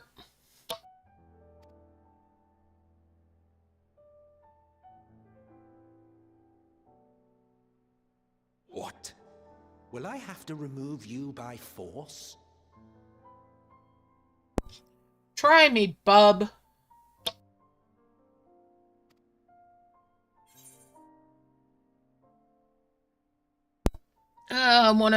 What am I gonna say? I have important things to say to him as well, or there are reasons I cannot speak freely. There's reasons I can't speak freely.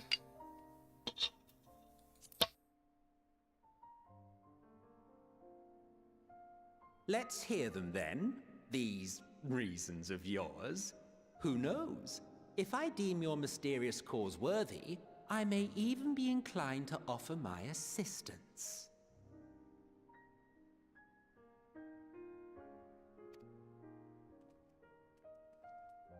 I do not object to her attendance.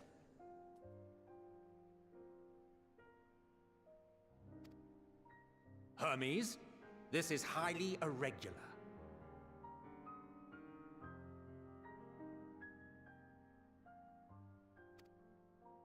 Perhaps, but I believe she can be trusted. Meteion would not have taken to her so quickly otherwise. Moreover, the presence of a third party may help me to maintain composure.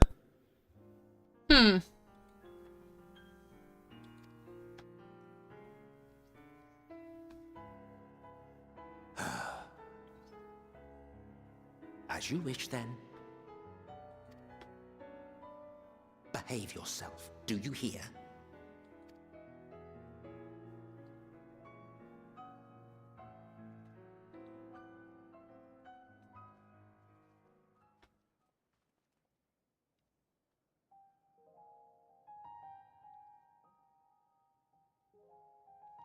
So, it's finally happened, then. Aye. Van Daniels declared his intention to step down, and named you as his preferred successor.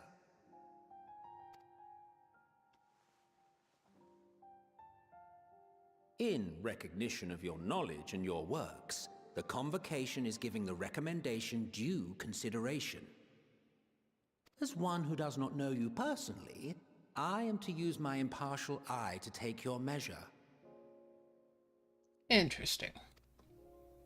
And above all else, to ascertain your disposition towards the invitation.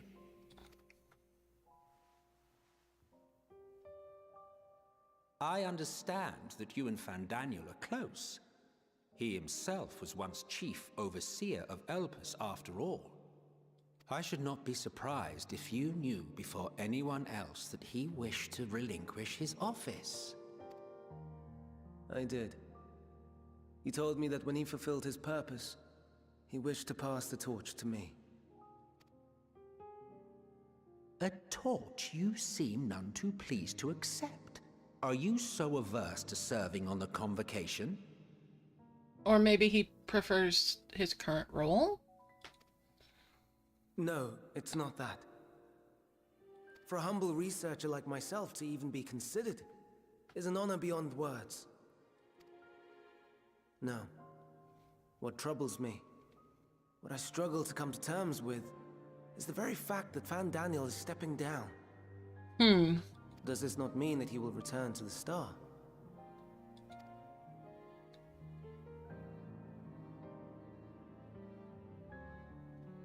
Of his own volition, yes, like so many others have before him.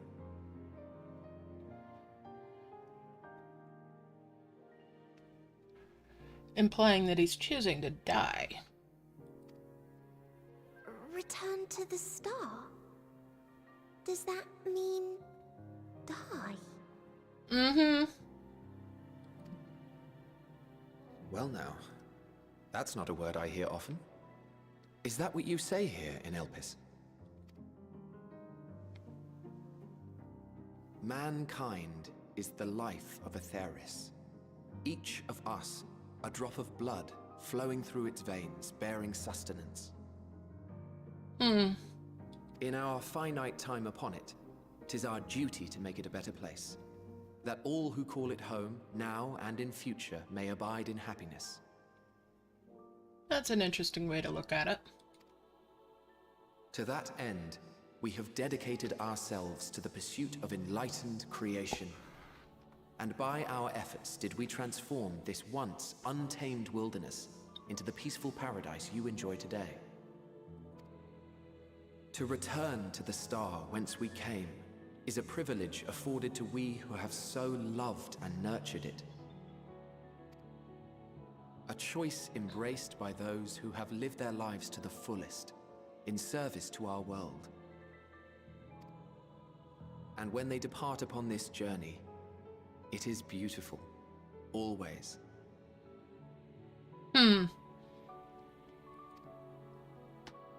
The 14 are no exception.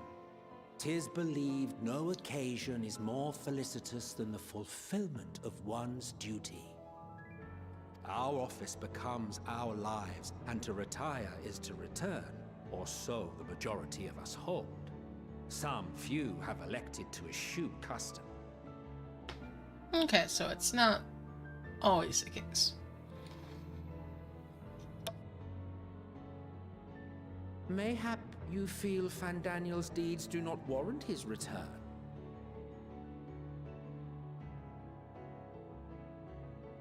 Yet you should know his accomplishments as well as any. During his time, he conceived of countless outstanding concepts. And channeling the wealth of experience he attained here in Elpis, he brought forth many new specimens.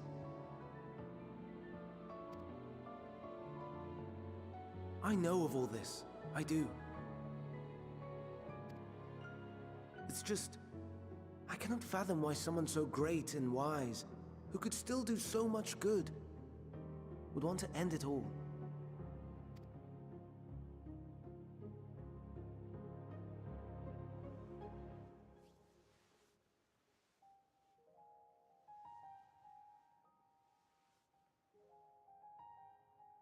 Oh no. I've made her upset. Forgive me. I know I requested your presence. Might I trouble you to take Meteion outside? A change of scenery would do her good.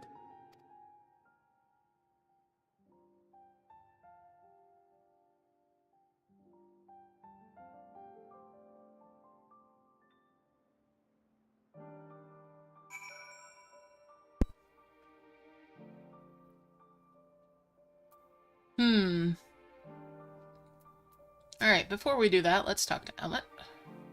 Most would jump at the chance to serve on the convocation, and yet... And Hosledeus. Don't mind us, my friend. Please tend to Meteion. Okay, fine. Well, no, first Hermes. Hermes says, forgive me. I'll make it up to you, I promise. Alright, let's talk to Meteion. Meteion says, I'm sorry. I don't want... Didn't mean... A walk? Perhaps we can go for a walk?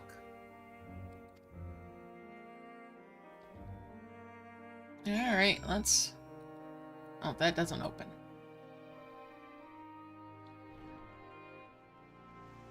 Alright. Bird girl again. Hermes gets sad when he thinks about death. When others are sad, I'm sad too. That's how I am, how he made me. But don't worry, I'm fine now. So why did you come here?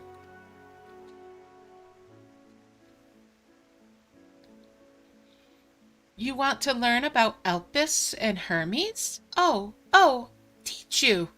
I can teach you. We could take turns. I'll tell you something, then you tell me something. What'll I say? Sounds like fun? Sure, why not? Sounds like a bother. Sounds like fun.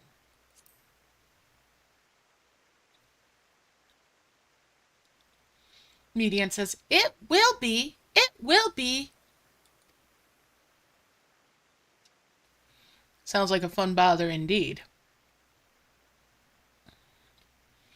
Meteion says, where to start? Ah, yes. Let's talk to Memnon. He should be near the Aetheryte. I'm not good at explaining, but Memnon is. So I'll have him explain instead.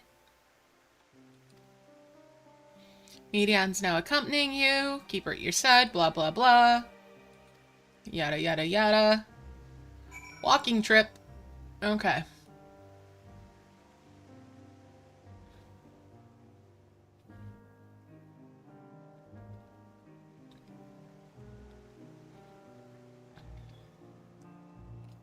And we'll talk to her here. Discuss the Aetheryte. Ah, the Aetheryte. Anyone can use it to teleport anywhere. Well, maybe not anywhere. not to the ground or other isles. For that, you need teleporters. Oh, and permission. Okay, let's talk to Memnon. Memnon says, "And what have we here? Though you look like a person, you have horns and scales of a beast. I assume you're a familiar like Medion. Is there something you need?" Medion says, "Oh, yes. Could you teach her about elpis?" "Ah, a newly arrived familiar, is she? Very well. I should be glad to introduce our fair facility to her."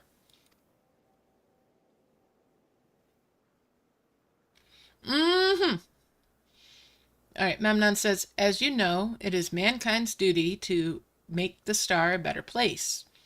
As part of this duty, we employ creation magics to bring forth new life.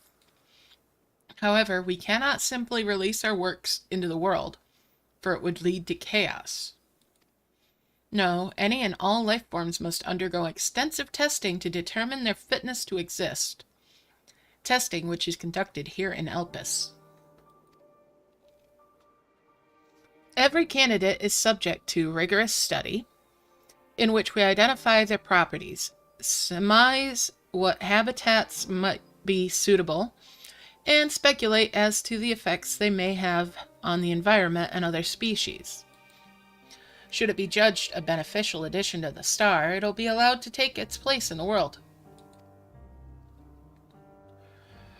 The two of you, too, were created with the hope of making the star a better place. So heed your masters well and be good. Do you hear?" Medion says, "We will, Memnon. We will. Thanks for the lesson."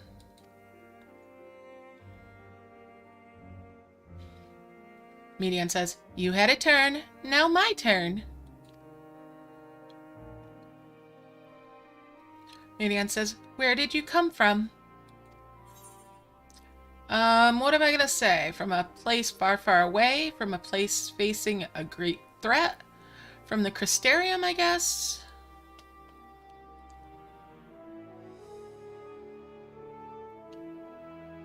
What the heck are those people doing? I've got a bug butt in my face here. From a place far, far away.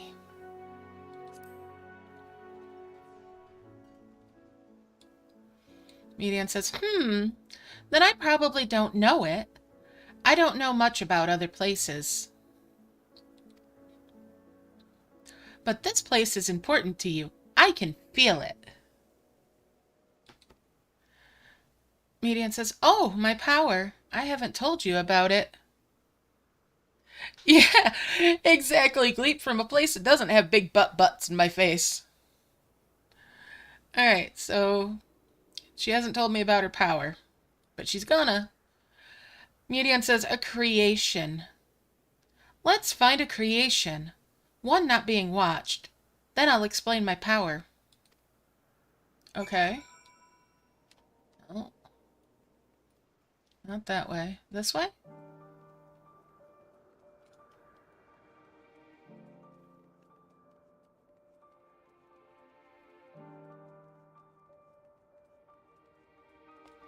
Yeah. Alright, first let's come over here. And talk to Medion. Discuss the Spriggans. Medion says, "Spriggans? What are Spriggans?" Medion says, "Oh no, we call them Aurelie. Aurelie.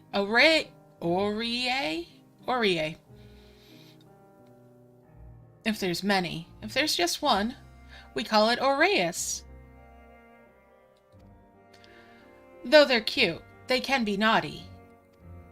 Sometimes they run off with concept crystals, and Hermes has to run after them." Yeah, sounds like a Spriggan, alright. Alright. Hahaha.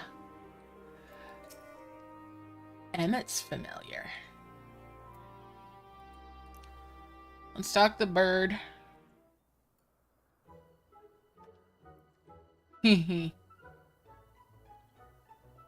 Median says, "Oh, this creation is perfect. But I don't remember seeing it before. Perhaps it's new?" Median says, "Anyway, I'll try reading its mind. That's my power."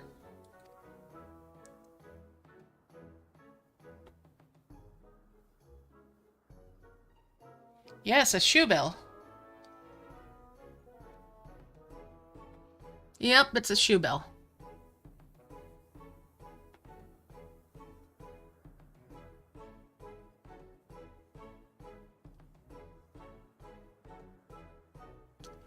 Median says, "Huh. I can't read it. Or maybe there's nothing to read?" Oh, I feel you there on spoons on the brain. Alright, there's nothing to read? Median says, "Wait. Please wait. I'll try again. With you this time." Okay.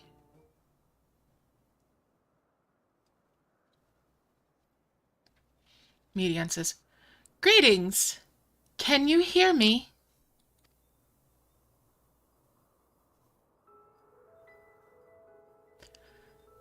"This is my power.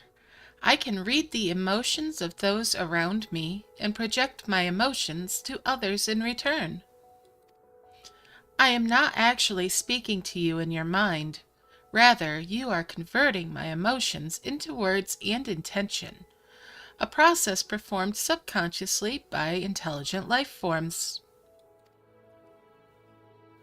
This ability is vital to my mission, for it allows me to interact with intelligent beings even should they communicate via unknown languages or other nonverbal means. As a consequence, I am clumsy at speaking. Yet though I struggle to express myself in this fashion, Hermes wants me to speak as much as possible, for everyone has thoughts and feelings that they may wish to hide. I harbor an affection for you, one that is difficult to define.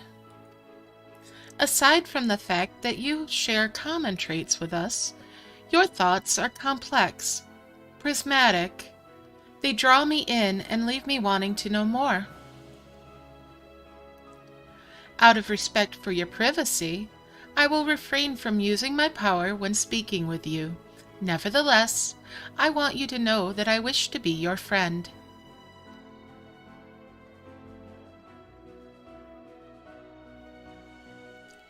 Median says, "Did you hear me?"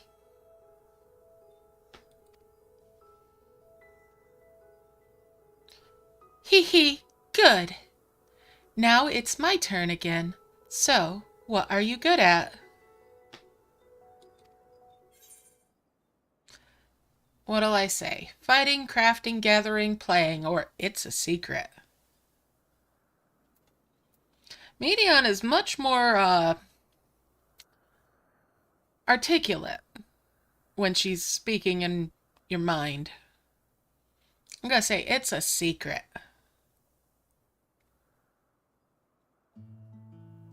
Median says, "Oh, a secret?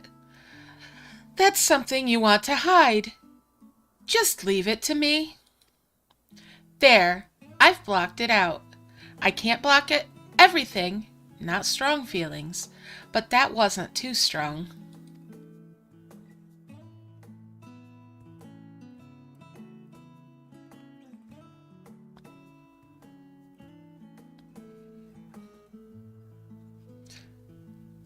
Median says, I think we might be bothering it."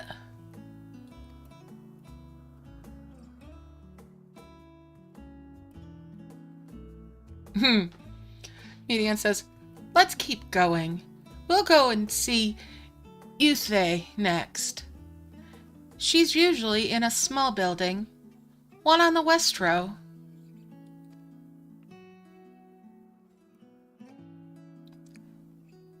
As suspicious as I've always been about this bird. She is adorable.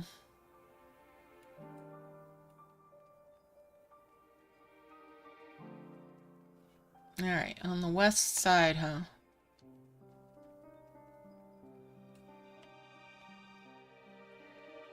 The marker on the mini-map says it's this one. No? Okay, next one. There we go.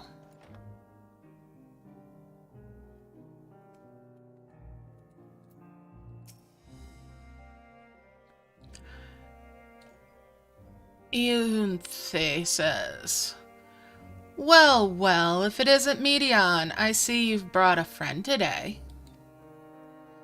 Medion says, greetings!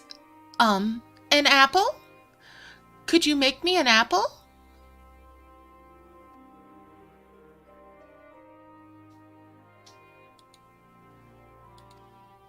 The kind Hermes likes. Covered in syrup. I want to share it with her. Eunthe says, oh, candied apple. Hermes is certainly partial to them, but you know you can't eat Medion. You weren't made to do so. Medion says, but I like it too. Eunthe says, it may seem that way, but it's due to your ability to share others' feelings. You've taken Hermes' likes as for your own. In any case, I can't prepare an apple right now, but I'll bring one for Hermes soon, I promise. Medion says, I'm sorry, I wanted to show you my favorite thing. Then I could ask about yours, but I failed. I'll tell her what I like, though. Medion says, oh, that's what you like? Yes, yes, I can feel it, your joy and happiness. And it makes me happy, too. Thanks for sharing it with me. Well, we've walked and talked a lot. Maybe Hermes has finished talking, too. Shall we go see? Alright. Let's go talk to Hermes.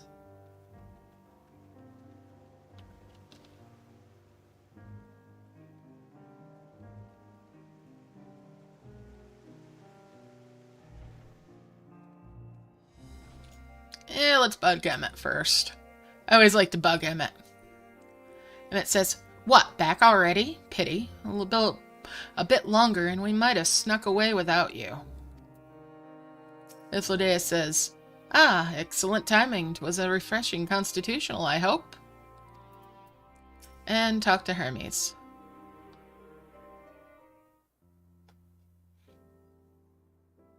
Hermes says, there you are. I can see the fresh air has done Medion good. She wanted to learn about you and Elpis, so I taught her. About this place, about my power, about your favorite food. Hermes says, I'm not sure what that last one will be of any use. But I do appreciate your keeping Medion company. While you were away, I finished speaking with our guests. Emet-selch says, finished? Hardly. You requested time to consider the invitation, so we have no choice but to occupy ourselves with an inspection of your work. Hermes says, my apologies. Hermes says, it has been decided that emet-selch and Ithildea will accompany me as I tend to my duties. If you wish to learn more, perhaps you would like to come too. Emet-selch says, I'm compelled to remind you that she is in no way associated with the convocation. We simply chanced to meet at Propalion. There is no guarantee that the matters we discuss will remain private. Hermes says, I do not mind. To see the joy her presence brings Medion, I cannot imagine our mysterious friend harbors malicious intent. Medion says, she's kind. Really, truly. She taught me as much as I taught her. You're coming, of course, to watch Hermes? You're bound to learn lots and lots.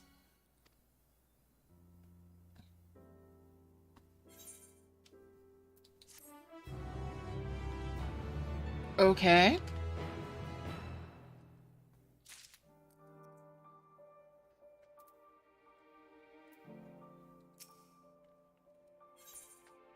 And the quest is Lives Apart. Composure regained, Hermes is ready to return to his duties. Hermes says, if everyone is ready, there are a few creations I need to check on. First, we shall return to the spot where we found our wayward bistoma. Have care when you step outside a hub, for there may be more unruly creatures about. Okay.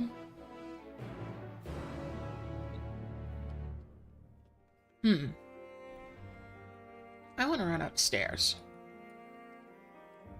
Interesting. Just a little walkway.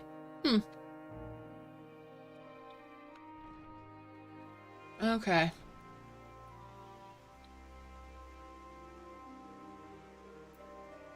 Let's hop on the bike.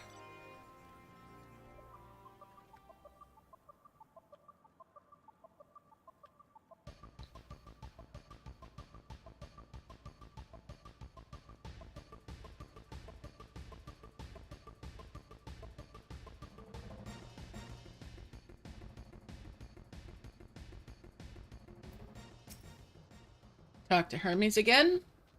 Hermes says, this here is a new species of Petalota we recently set loose. It has been doing very well, managing to maintain a stable existence thus far. If it can see its observation period to the end without issue, we shall release it unto the world.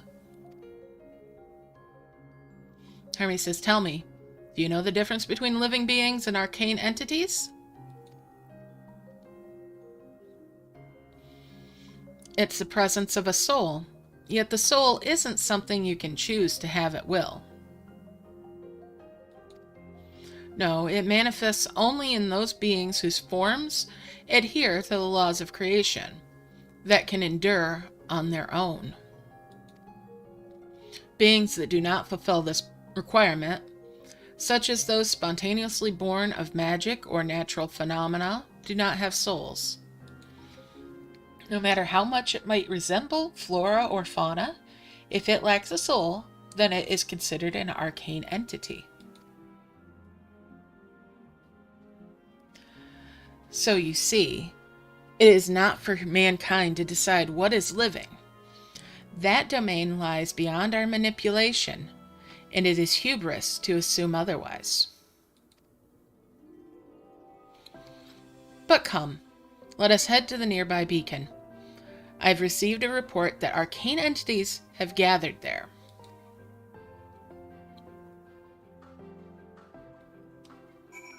Okay. Let's go. We'll skirt around the bird.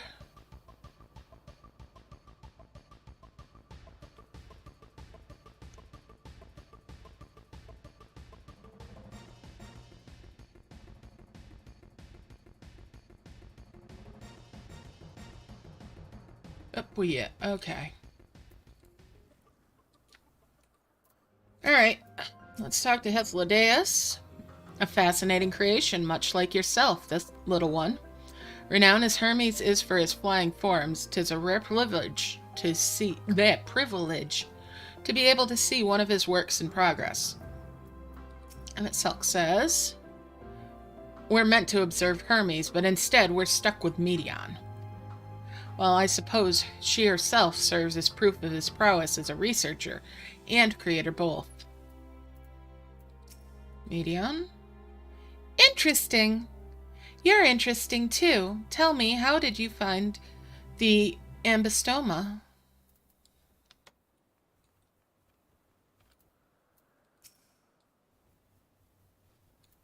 Alright, let's talk to Hermes. Hermes says, ah yes, lightning pneuma, just as a report said. Although we call this structure a beacon due to its form, it is in fact a magical device. By manipulating the balance of elements, it keeps the isle airborne and maintains the climate thereupon.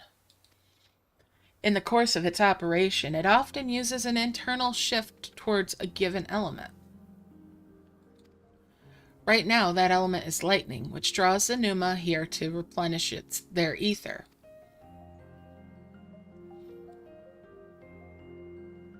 It appears Medion is busy.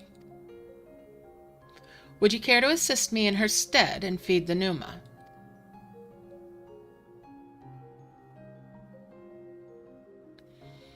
Hermes says, by using this lightning converger, you can harness ambient lightning and focus it into a ball. A veritable feast for our dazzling friends. Go on, give it a try. Alright. We'll use it there.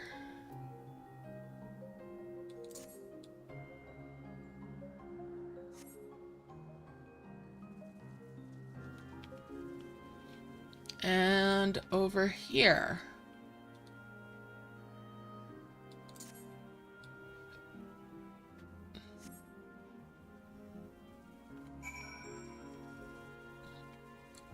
And speak to Hermes again.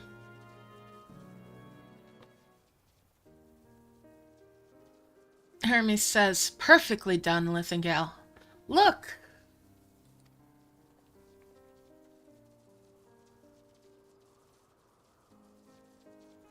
See how they gather to feed, how they express themselves through their actions despite their lack of words.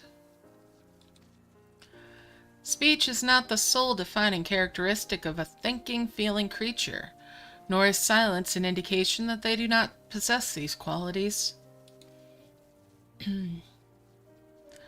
Be it a soulless arcane entity such as the pneuma, or an ephemeral life form such as the petalota, all seek to perpetuate their existence, to survive. So what am I going to say? Is Medion an arcane being, or entity, or a living being? I'm going to ask if Medion is a living being.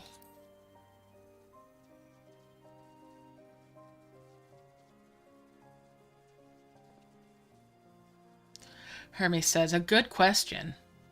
I can answer it from a theological standpoint, but it ultimately falls to the Bureau of the Architect to pass judgment.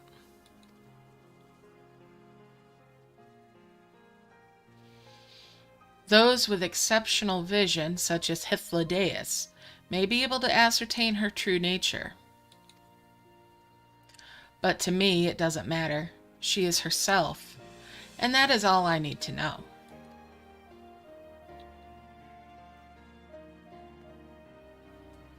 Medion says, oh, you've finished already? I'm sorry, I was in the way. Hermes says, not to worry, my dear. They missed nothing of note, and we still have plenty of work for them to observe. Hermes says, next, we'll head east to the Morning Dew. I need to speak with some observers. Yeah, some observers there.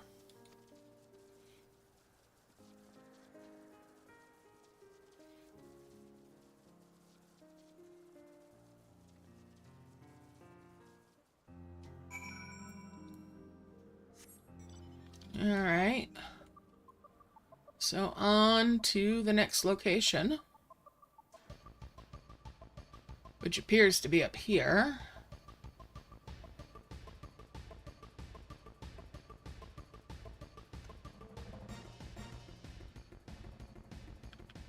Yes, yes. All right. A good boo.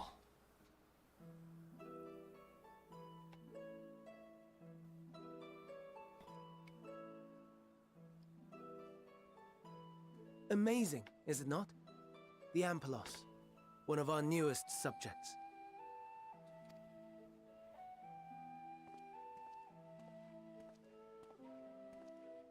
So, how are we coming along?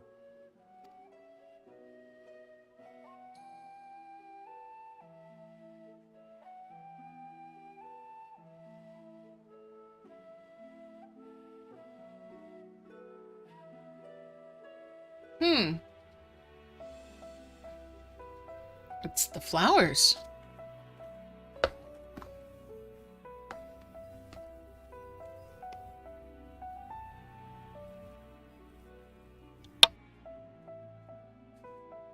This place is elpis.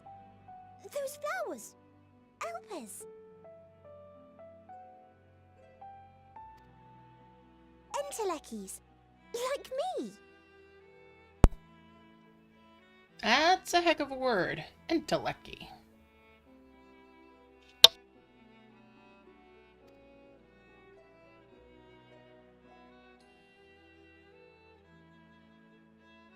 They are a product of Elpis, and so named for their birthplace. A happy accident, born of the hands of a former researcher who loved beautiful blossoms. Unique for how they change color, to reflect the emotional state of those nearby. Mood flowers! Rather than moonflowers. Though be it here or elsewhere, they are seldom seen in any hue save purest white.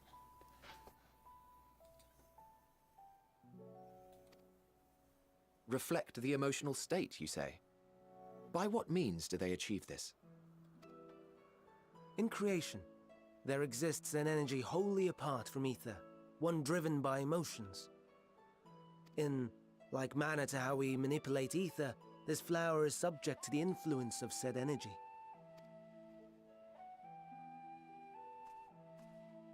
While it has no will of its own, it is sensitive to the prevailing emotion in the vicinity, and reacts by altering its color and vibrancy.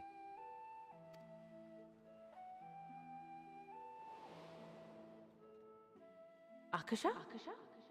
It is one of the unseen energies defined by Harnish alchemical theory.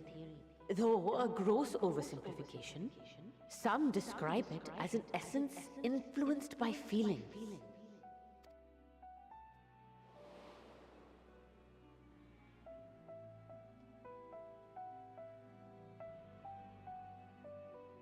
Akasha. Though I'm not familiar with the term, your description suggests it is the self-same energy. Dynamis, we call it. And those entities like the elpis flower that have the ability to interact with this energy, converting emotions into tangible phenomena, are entelekis. That's me! That's me! An enteleki! That you are, my dear. And no ordinary one at that, but the first possessed of free will. Wait. A form of energy other than ether? Dynamis? I've never heard of such a thing. Woohoo! That's got him by the short hairs there and a little upset. Hardly surprising. Dynamis cannot be seen, much less felt. And though its existence has long been theorized, we had no proof until the flower's serendipitous creation.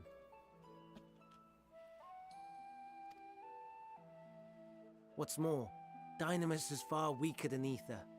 Under normal circumstances, its effects are drowned out by the latter.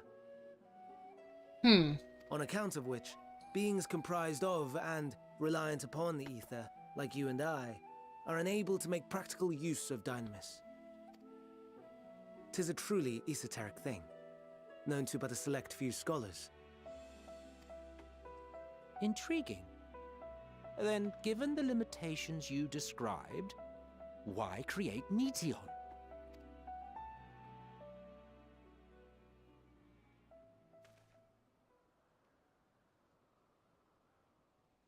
Our star, Aetheris, is especially rich in ether, so much so that its name is derived from it.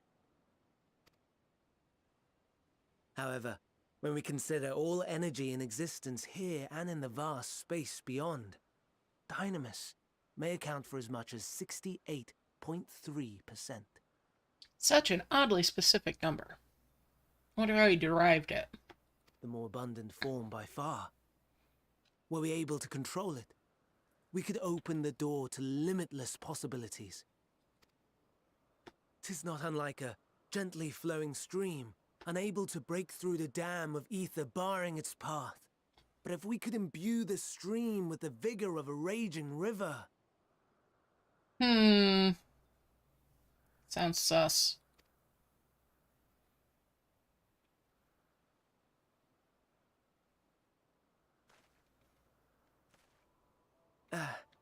Not that I have such grand ambitions.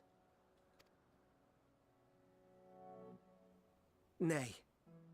I merely wish to create a being that could traverse the great expanse. The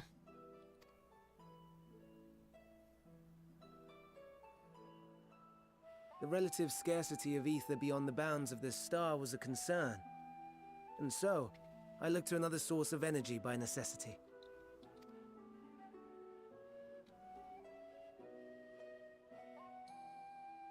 That being dynamis. No wonder her ether is so thin. Precisely. Yours is thin too. Like an entelechy. Like me. Interesting. So, are we the same? Entelecchies. What am I gonna say? Sure, I don't see why I couldn't be one. Or, well, I have been known to transcend my limits with nothing but determination. Or if I'm thin, it's because emet-selch didn't do a proper job. Let's tease Emmet. If I'm thin, it's because emet-selch didn't do a proper job. Even though I'm more inclined towards the, well, I have been known to transcend my limits, limit break. But if I'm thin, it's because emet-selch didn't do a proper job.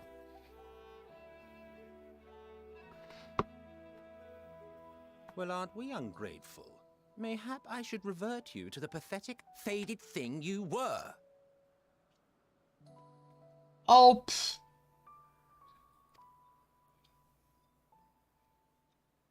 A deficit of ether alone does not an entelechy make. It would, however, make it easier for you to interact with dynamis. And limited though its influence may be, this quality could prove the difference between victory and defeat. You do well not to underestimate it.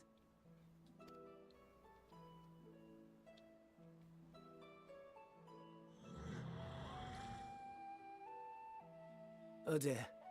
I'd forgotten about the poor fella. You must excuse me a moment while I go and verify a few more things.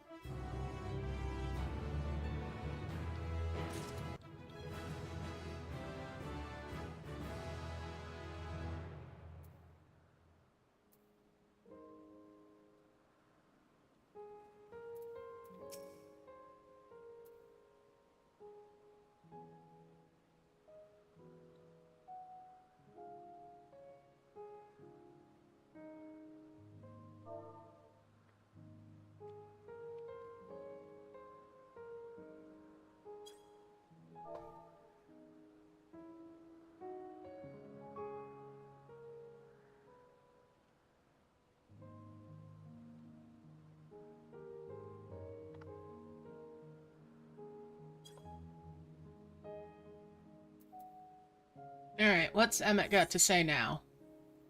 Their greatest contribution. Emet-selch appears to be deep in thought. Not what I or anyone else would be able to make use of even if we knew.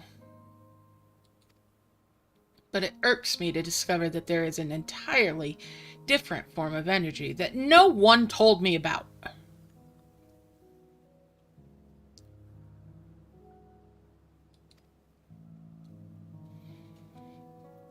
That personal annoyance aside, Hermes' knowledge is undeniably impressive. Given that there are none among the 14 who specialize in Celestial, he would be a welcome addition. Assuming he can be persuaded to join, that is. I still can't understand his hesitation.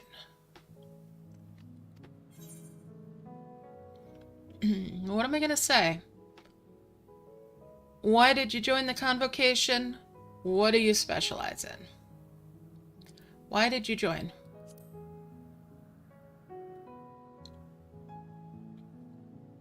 Hiflade says, "Oh, you wish to know why emet-selch was chosen for the convocation? I should be glad to share the tale. Ahem, it began when..." This rabbit stuffed its butt in my face. Ahem, it began when... emet-selch says, "Not another word."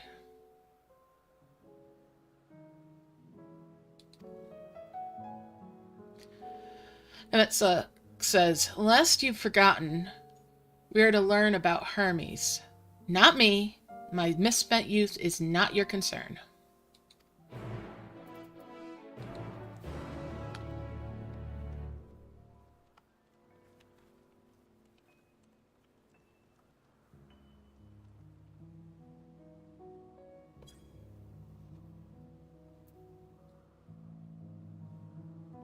Alright, let's go talk to Hermes.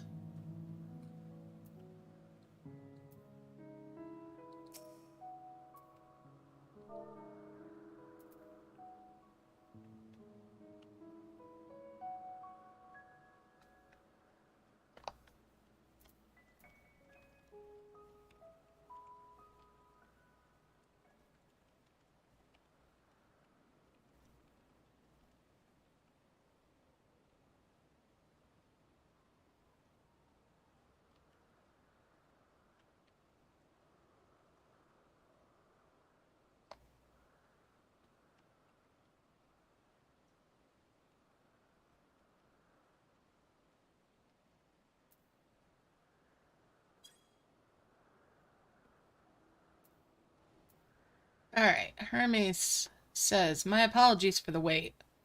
I've inspected the Ampelos to my satisfaction. All is well with the creature, and I dare say it won't be long ere it is released unto the world. Another creation, however, reportedly isn't faring so well. The Charbdis. That is what we shall attend to next."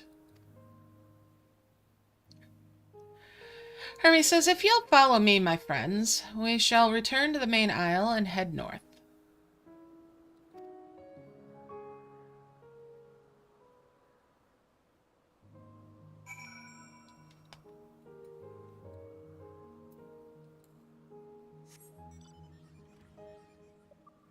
Alright.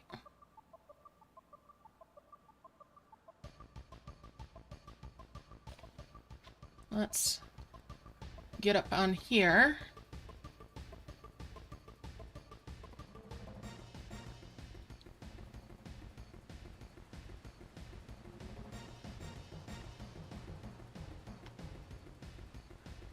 Alright, Hermes.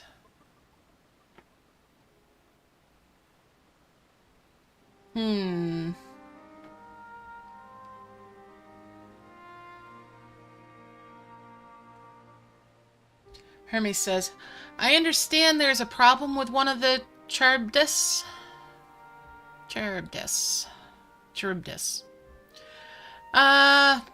Yes, that's right," the troubled observer says. "As you know, the Charybdis is based on a sea creature. Owing to adjustments to enhance its affinity to wind, it is capable of flight. The specimens created from the concept could all fly without issue, but a problem arose in subsequent generations.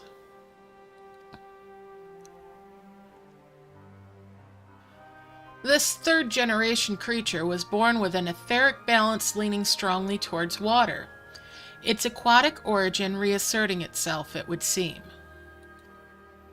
The result being its affinity to wind is diminished, and it cannot fly. No matter what we try, we can't get it to rise even the slightest bit. For such change to manifest in so few generations, I fear they are too unstable, flawed. With your permission, I'll revert the creatures and recommend to the Bureau that the concept be revised. Hermes says, with its etheric balance leaning towards water, the Charybdis would indeed struggle to manipulate wind. Yet it's too early to conclude that it cannot fly. Having failed at first, it may simply have developed a fear.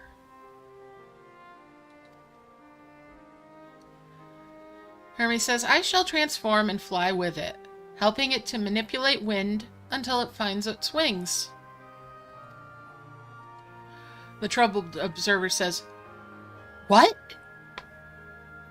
You needn't go to such lengths.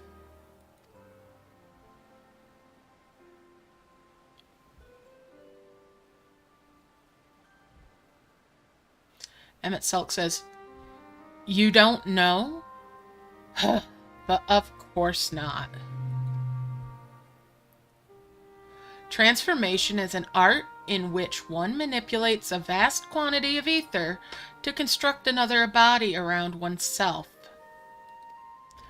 In practice, it allows one to assume any conceivable form, thereby transcend the limits of one's flesh.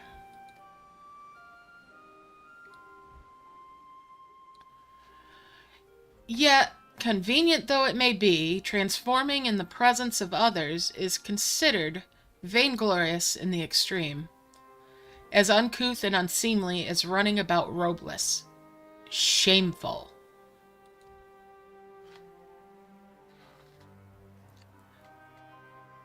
Emet-selch says, am I to understand you make a habit of this? Hermes says, nothing of the sort. It's just that, when transformed, I can wield the wind and fly. It may seem excessive, but what is our shame next to the lives of these creatures? They deserve a chance, and we owe it to them to do all in our power. Be that as it may. Ipsilde says,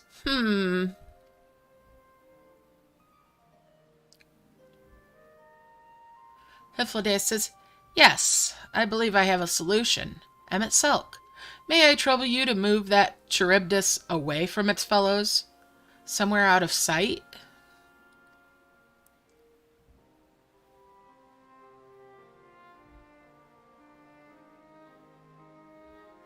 Meanwhile, I'd like the rest of you to help me prepare here.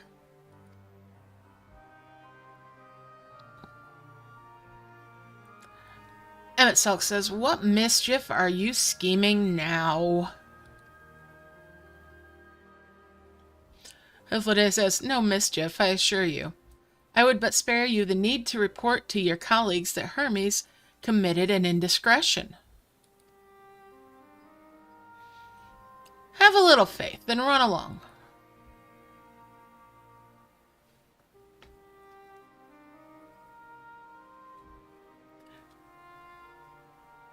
Emet-selch says, I trust you don't mind?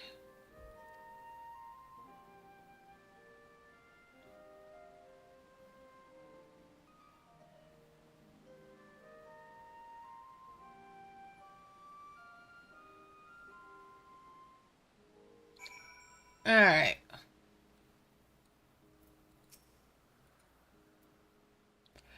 Hythlodaeus says emet-selch is out of sight? Good, let's speak of the plan.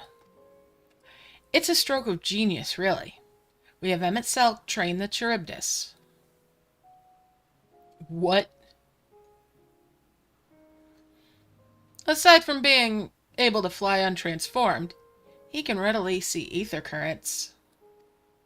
And with his adept spellcraft, he can also employ suitable wind magics to guide the creature along. Hermes says, while he is indeed capable of all you describe, it is not his duty. I am loath to trouble him with it. Hythlodaeus says, don't be. As I mentioned, it would also be for his own sake. With that settled, let's begin at once. I am tongue-tied. Hythlodaeus says, all right, you. I want you to go to emet-selch. Tell him that you have a favor to ask. He'll be disinclined to cooperate at first, but you mustn't be discouraged. With our friend, the trick is to be unflaggingly persistent. Off you go now, and good luck. All right.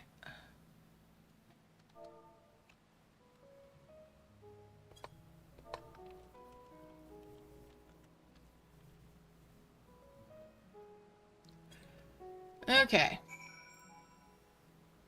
I need to go to emet-selch and ask him for a favor.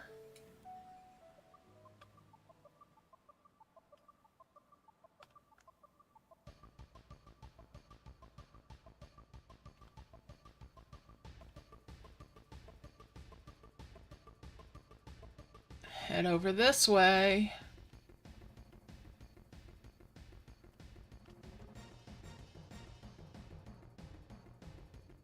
There he is.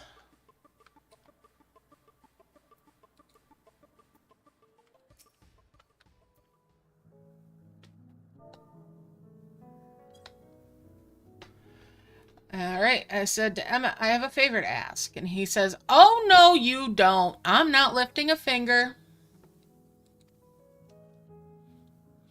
Ugh, I don't know what Hythlodaeus is up to, and I will not be made to know. I refuse. If Hythlodaeus is to be believed, relentless insistence may serve to wear down the ever-weary emet-selch. With the... please, emet-selch. Okay.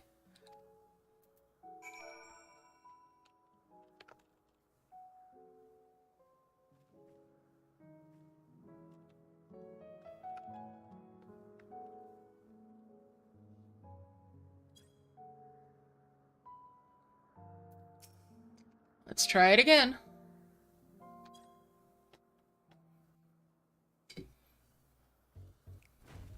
No, no, no. You are not foisting this nonsense on me. Oh, come on. I'm given to understand you have the power to help the Charybdis, and should be quite willing to do so.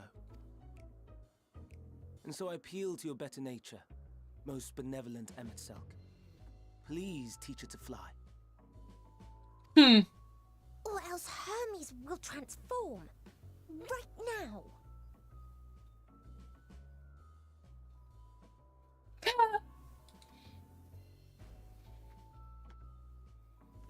Now, there's no need to go quite that far. Altruism is its own reward, as I'm sure he would agree. Oh, would he now? And who contrived to put me in this position, pray tell? Nothing so devious. I merely suggested a possible course of action.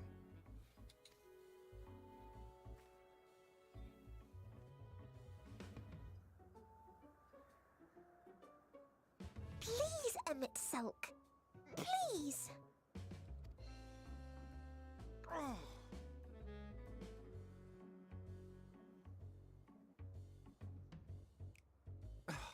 I did not come all this way to play nursemaid to your creations. I'd thank you to remember this favor and let it be the last.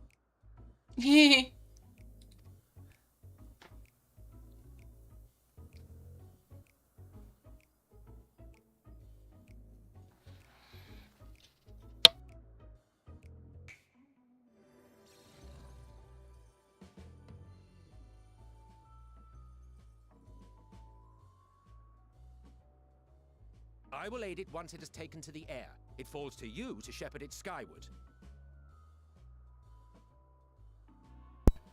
Well, okay then.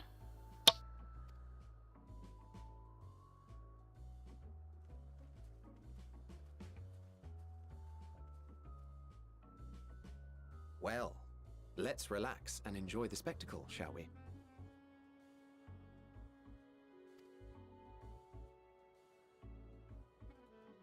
Got my popcorn right here.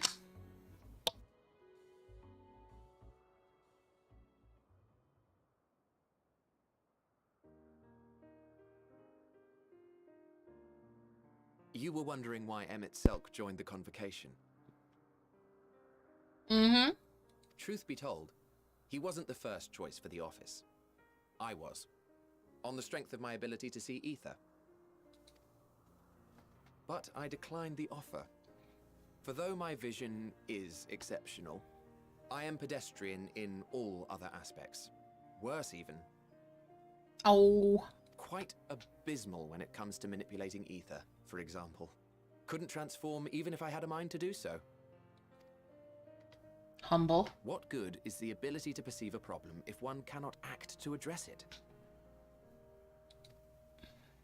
Emet-selch has no such shortcomings. He excels in vision and manipulation both, the latter to an extraordinary degree. Don't sell yourself short there, Hythlodaeus. When it comes to Emmet, you see the problem and you deal with it. If there is a mage more powerful, I do not know of them.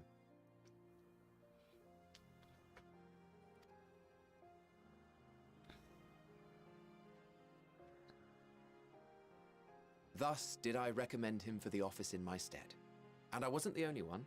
Far from it. Countless others vouched for his skill and character. People the world over, to whom he had previously lent a helping hand.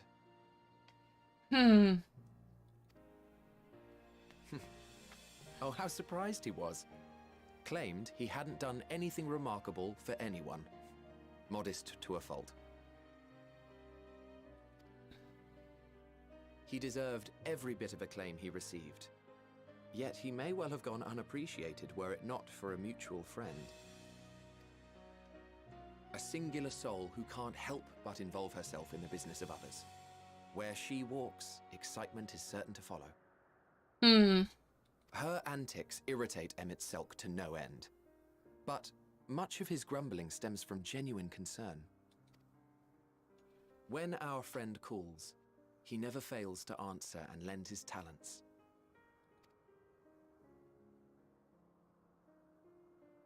And in the course of doing so, he himself came to be recognized and respected by those around him.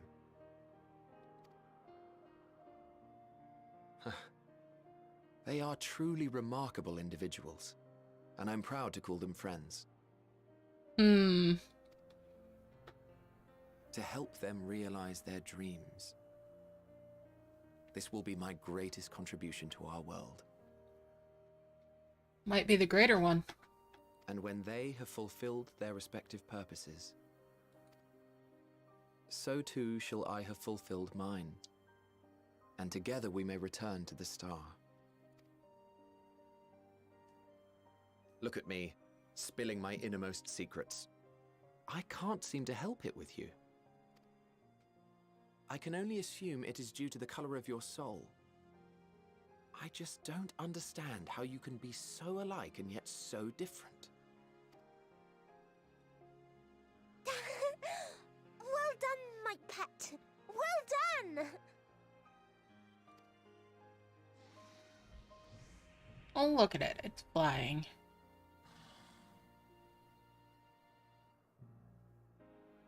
Ah, yes.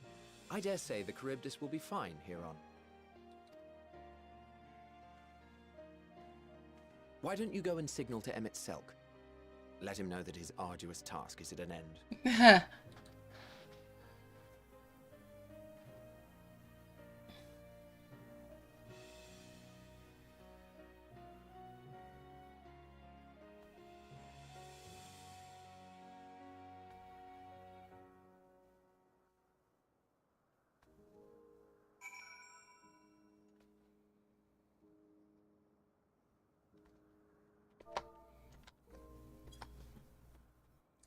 Well, indeed.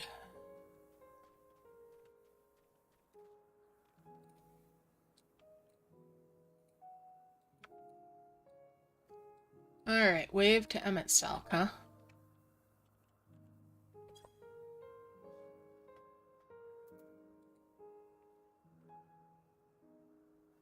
Emerging from his reverie, emet-selch notices you and begins to descend with the Charybdis.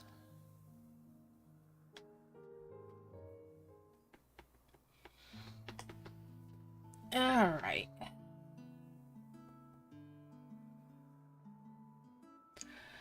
Hermes says, I have no words to express my gratitude. Thanks to you, the Charybdis has learned to fly.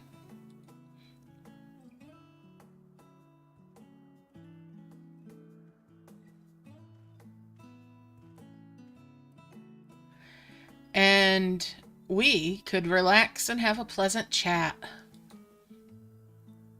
Emet-selch says, I'm sure you did. Emet-selch says the creature needed some small assistance at first, but soon it was flying more or less on its own. I doubt you'll need to repeat the lesson. The troubled observer says, that was truly impressive.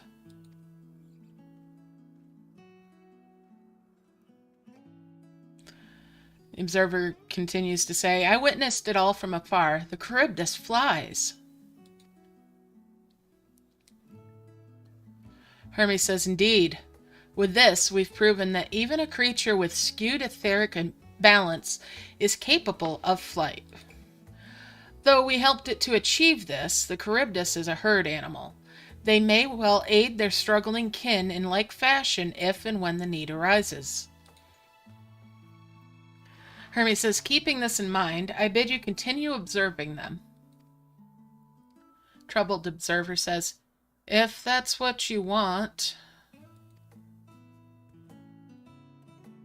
But, if I may say so, rather than hoping an idealistic possibility comes to pass, would it not be simpler to have the concept adjusted? That way, we could guarantee that anomalies such as this specimen are never born in the first place? Hermes says, these creatures are already here. We will spare no effort in giving them a chance to survive. The observer says, as you wish, Chief, as you wish.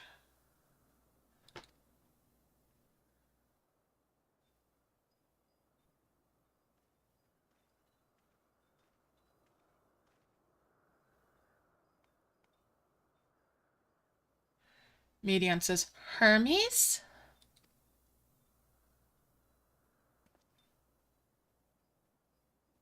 Hermes says, I'm fine. Don't worry.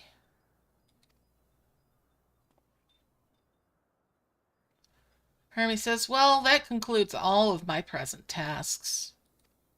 Let us return to Agnosis. Agnosis? Alright, for now. I am tripping on my own tongue today. As ever.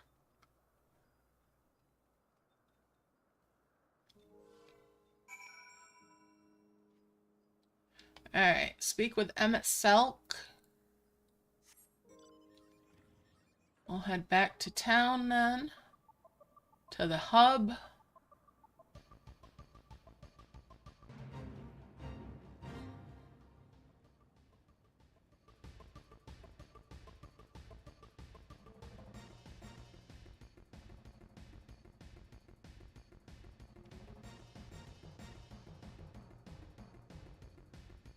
And talk to emet-selch. Emet-selch says, what? Want to apologize to forcing me to help, do you? Save your breath. You didn't force me to do anything. I merely chose the most expeditious way to have done with an impediment to our business. Alright. And that's the end of that quest. Oh, let's see. Let's talk to Hermes. Hermes says, it's Aether to Aether. Something seems to be weighing on Hermes' mind.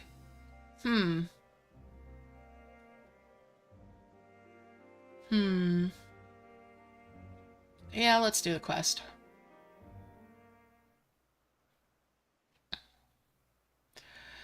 Hermes says, tell me, in the course of watching me, have you learned aught of value?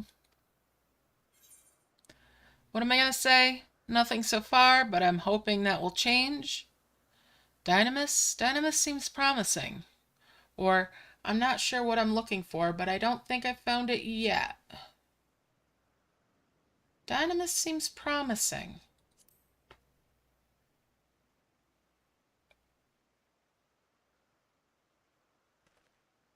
Hermes says, Dynamis, you say? Curious that such an obscure phenomenon should be of interest to you.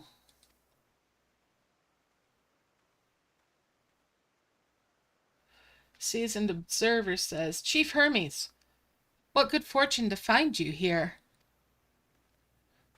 Hermes says, is something the matter? The observer says, the Lycaon, I'm afraid it's done it again. No sooner did we release one for observation than it set upon the nearby occupants, slaughtering them. Hermes says, was the creature hungry? Or somehow provoked? The observer says, I had just fed them myself, and the occupants were keeping a wide berth. It is the nature of the Lycaon that is to blame, their innate viciousness. Temperament aside, it is an outstanding creation, perfect in form and function.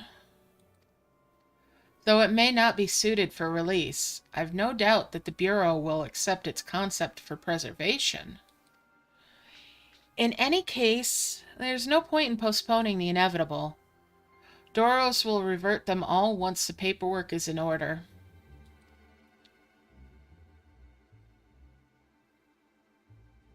Hermes says, where is the scene of the incident?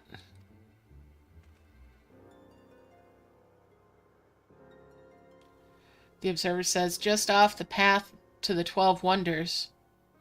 As you make your way, you should see it to the left. I don't know if Doros is still there, however.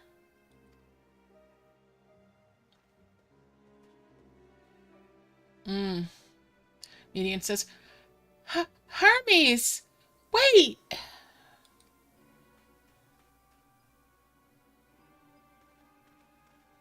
Hermes seems quite bothered by this. Emet-selch says, if this is part of his work, then I would observe. We follow.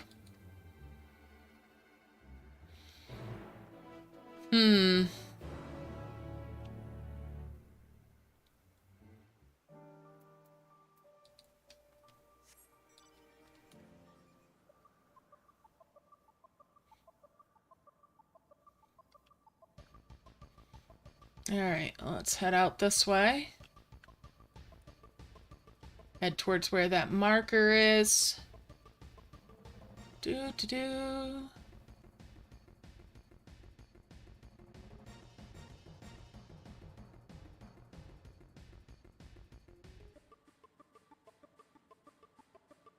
Down this way.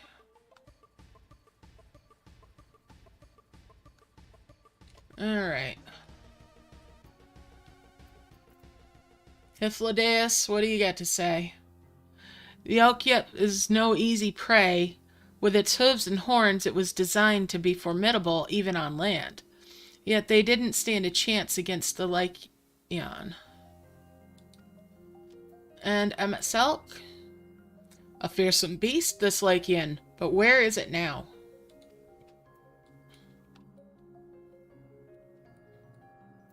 Alright, Hermes. Hermes says the lacerations and burns are unmistakable. The Lycaon was indeed responsible.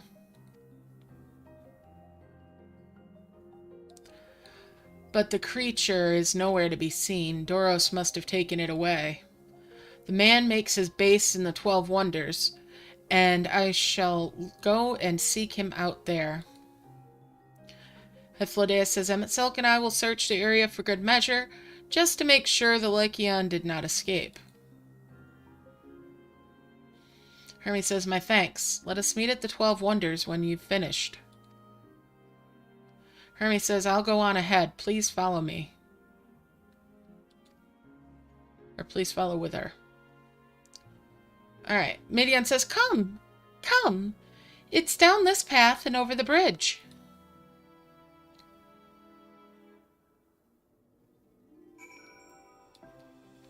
Alright. Down this way and over the bridge, huh?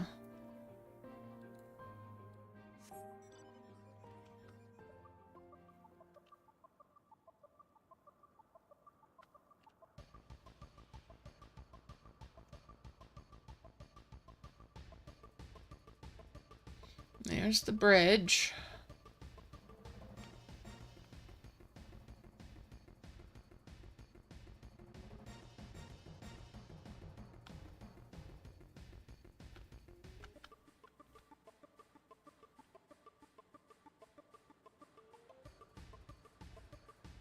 And we'll talk to Midian. Midian says, there it is, the 12 Wonders. Hermes is looking for Doros. Let's look for Doros too. He's a man with long blonde hair, I think. I'll know him when I see him. Alright, Midian is hanging out with me. Blah, blah, blah. Let's go.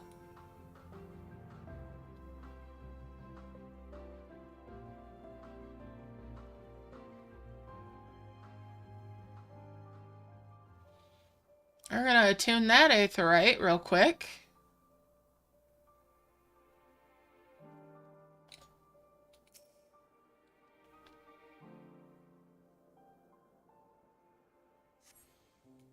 Alright, now we'll go talk to people.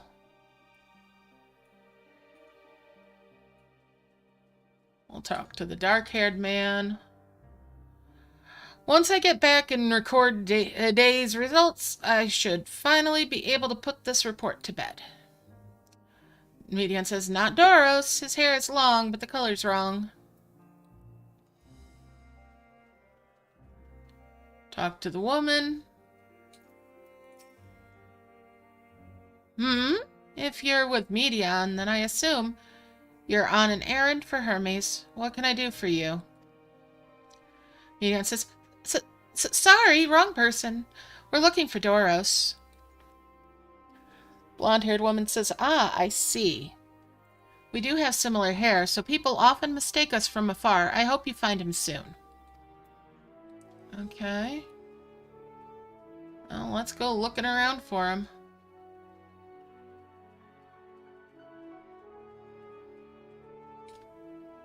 Nobody back here.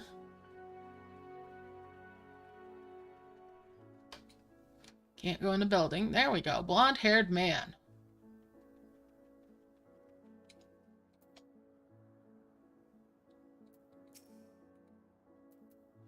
Midian says, Doros! That's Doros! Blonde-haired man says, well now, if it isn't Midian, what brings you here?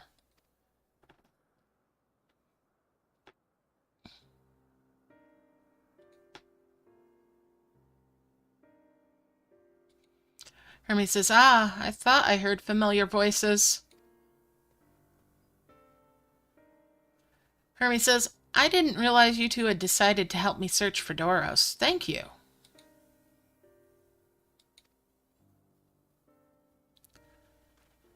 Hermes says, you're in charge of the Lycions, I believe. Where are they now? Doros is out in the field in restraints. Frenzied as they were, I couldn't, well, return them to Catesis. Once I've submitted my report, I'll see them reverted without delay.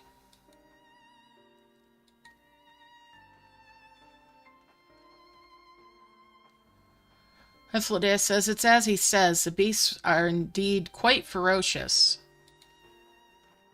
Dora says, you're one of the 14. What brings you here? Emet-selch says, nothing you need concern yourself with. As you were. Hermes says, we've heard the news that a Lycan slaughtered Akia pets. As the observer in charge, you are of the opinion that they are not fit to be released? Duro says, I am. Their abnormal aggression and exceptional strength makes for a highly problematic combination. It matters not where they are released. Lycaons would threaten other species and upset the natural order. Hermes says, could it be that the specimens observed were an outlier? No. Duro says, highly unlikely. We've created a good many of them, all exhibited the same tendencies. Even when we used Karyos to begin with a fresh slate, their behavior was unchanged. Emet-selch says, Karyos?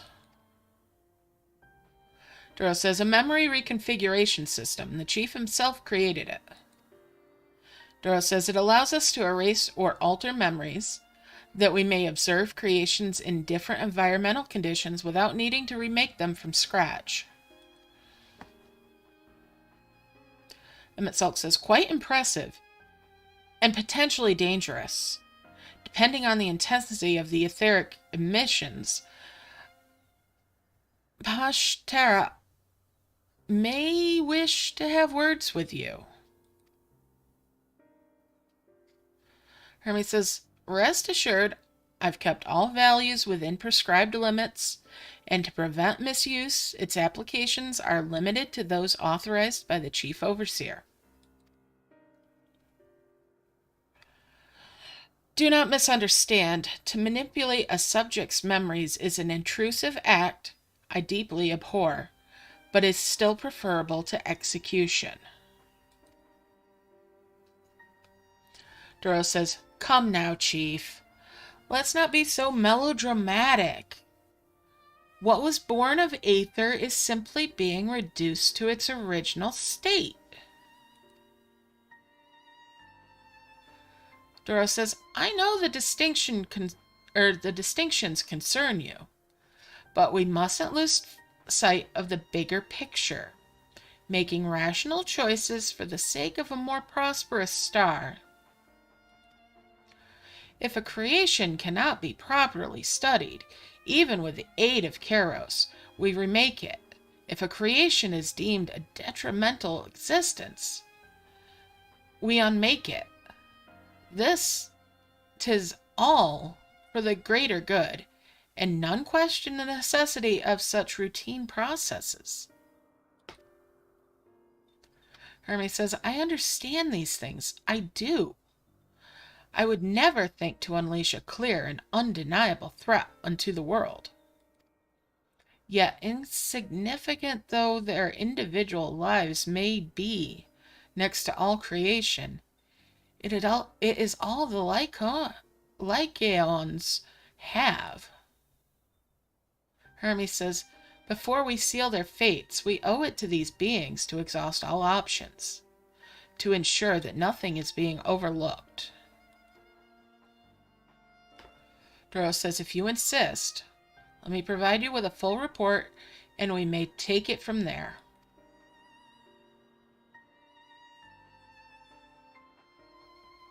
Hythloday says, would it be possible for us to attend the discussion, that emet-selch may better carry out his duties? Hermes says, by all means. Hermes says, pray show them to the meeting room.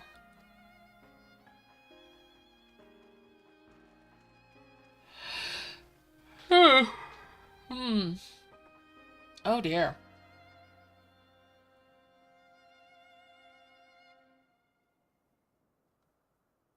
Medion there seems a little bothered. Alright. Let's talk to Medion. Median says, to man, other beings are just things to be used and controlled like magic. That's what Hermes told me once. Alright. A sentimental gift. I think it's time to stop here for today. And we'll pick up sometime next week, I think. Alright? Maybe not tomorrow. We'll see. I'll let you know ahead of time. Alright, thanks guys for hanging out. We'll wrap it up here, and I'll see you next time. Love y'all loads. Bye for now.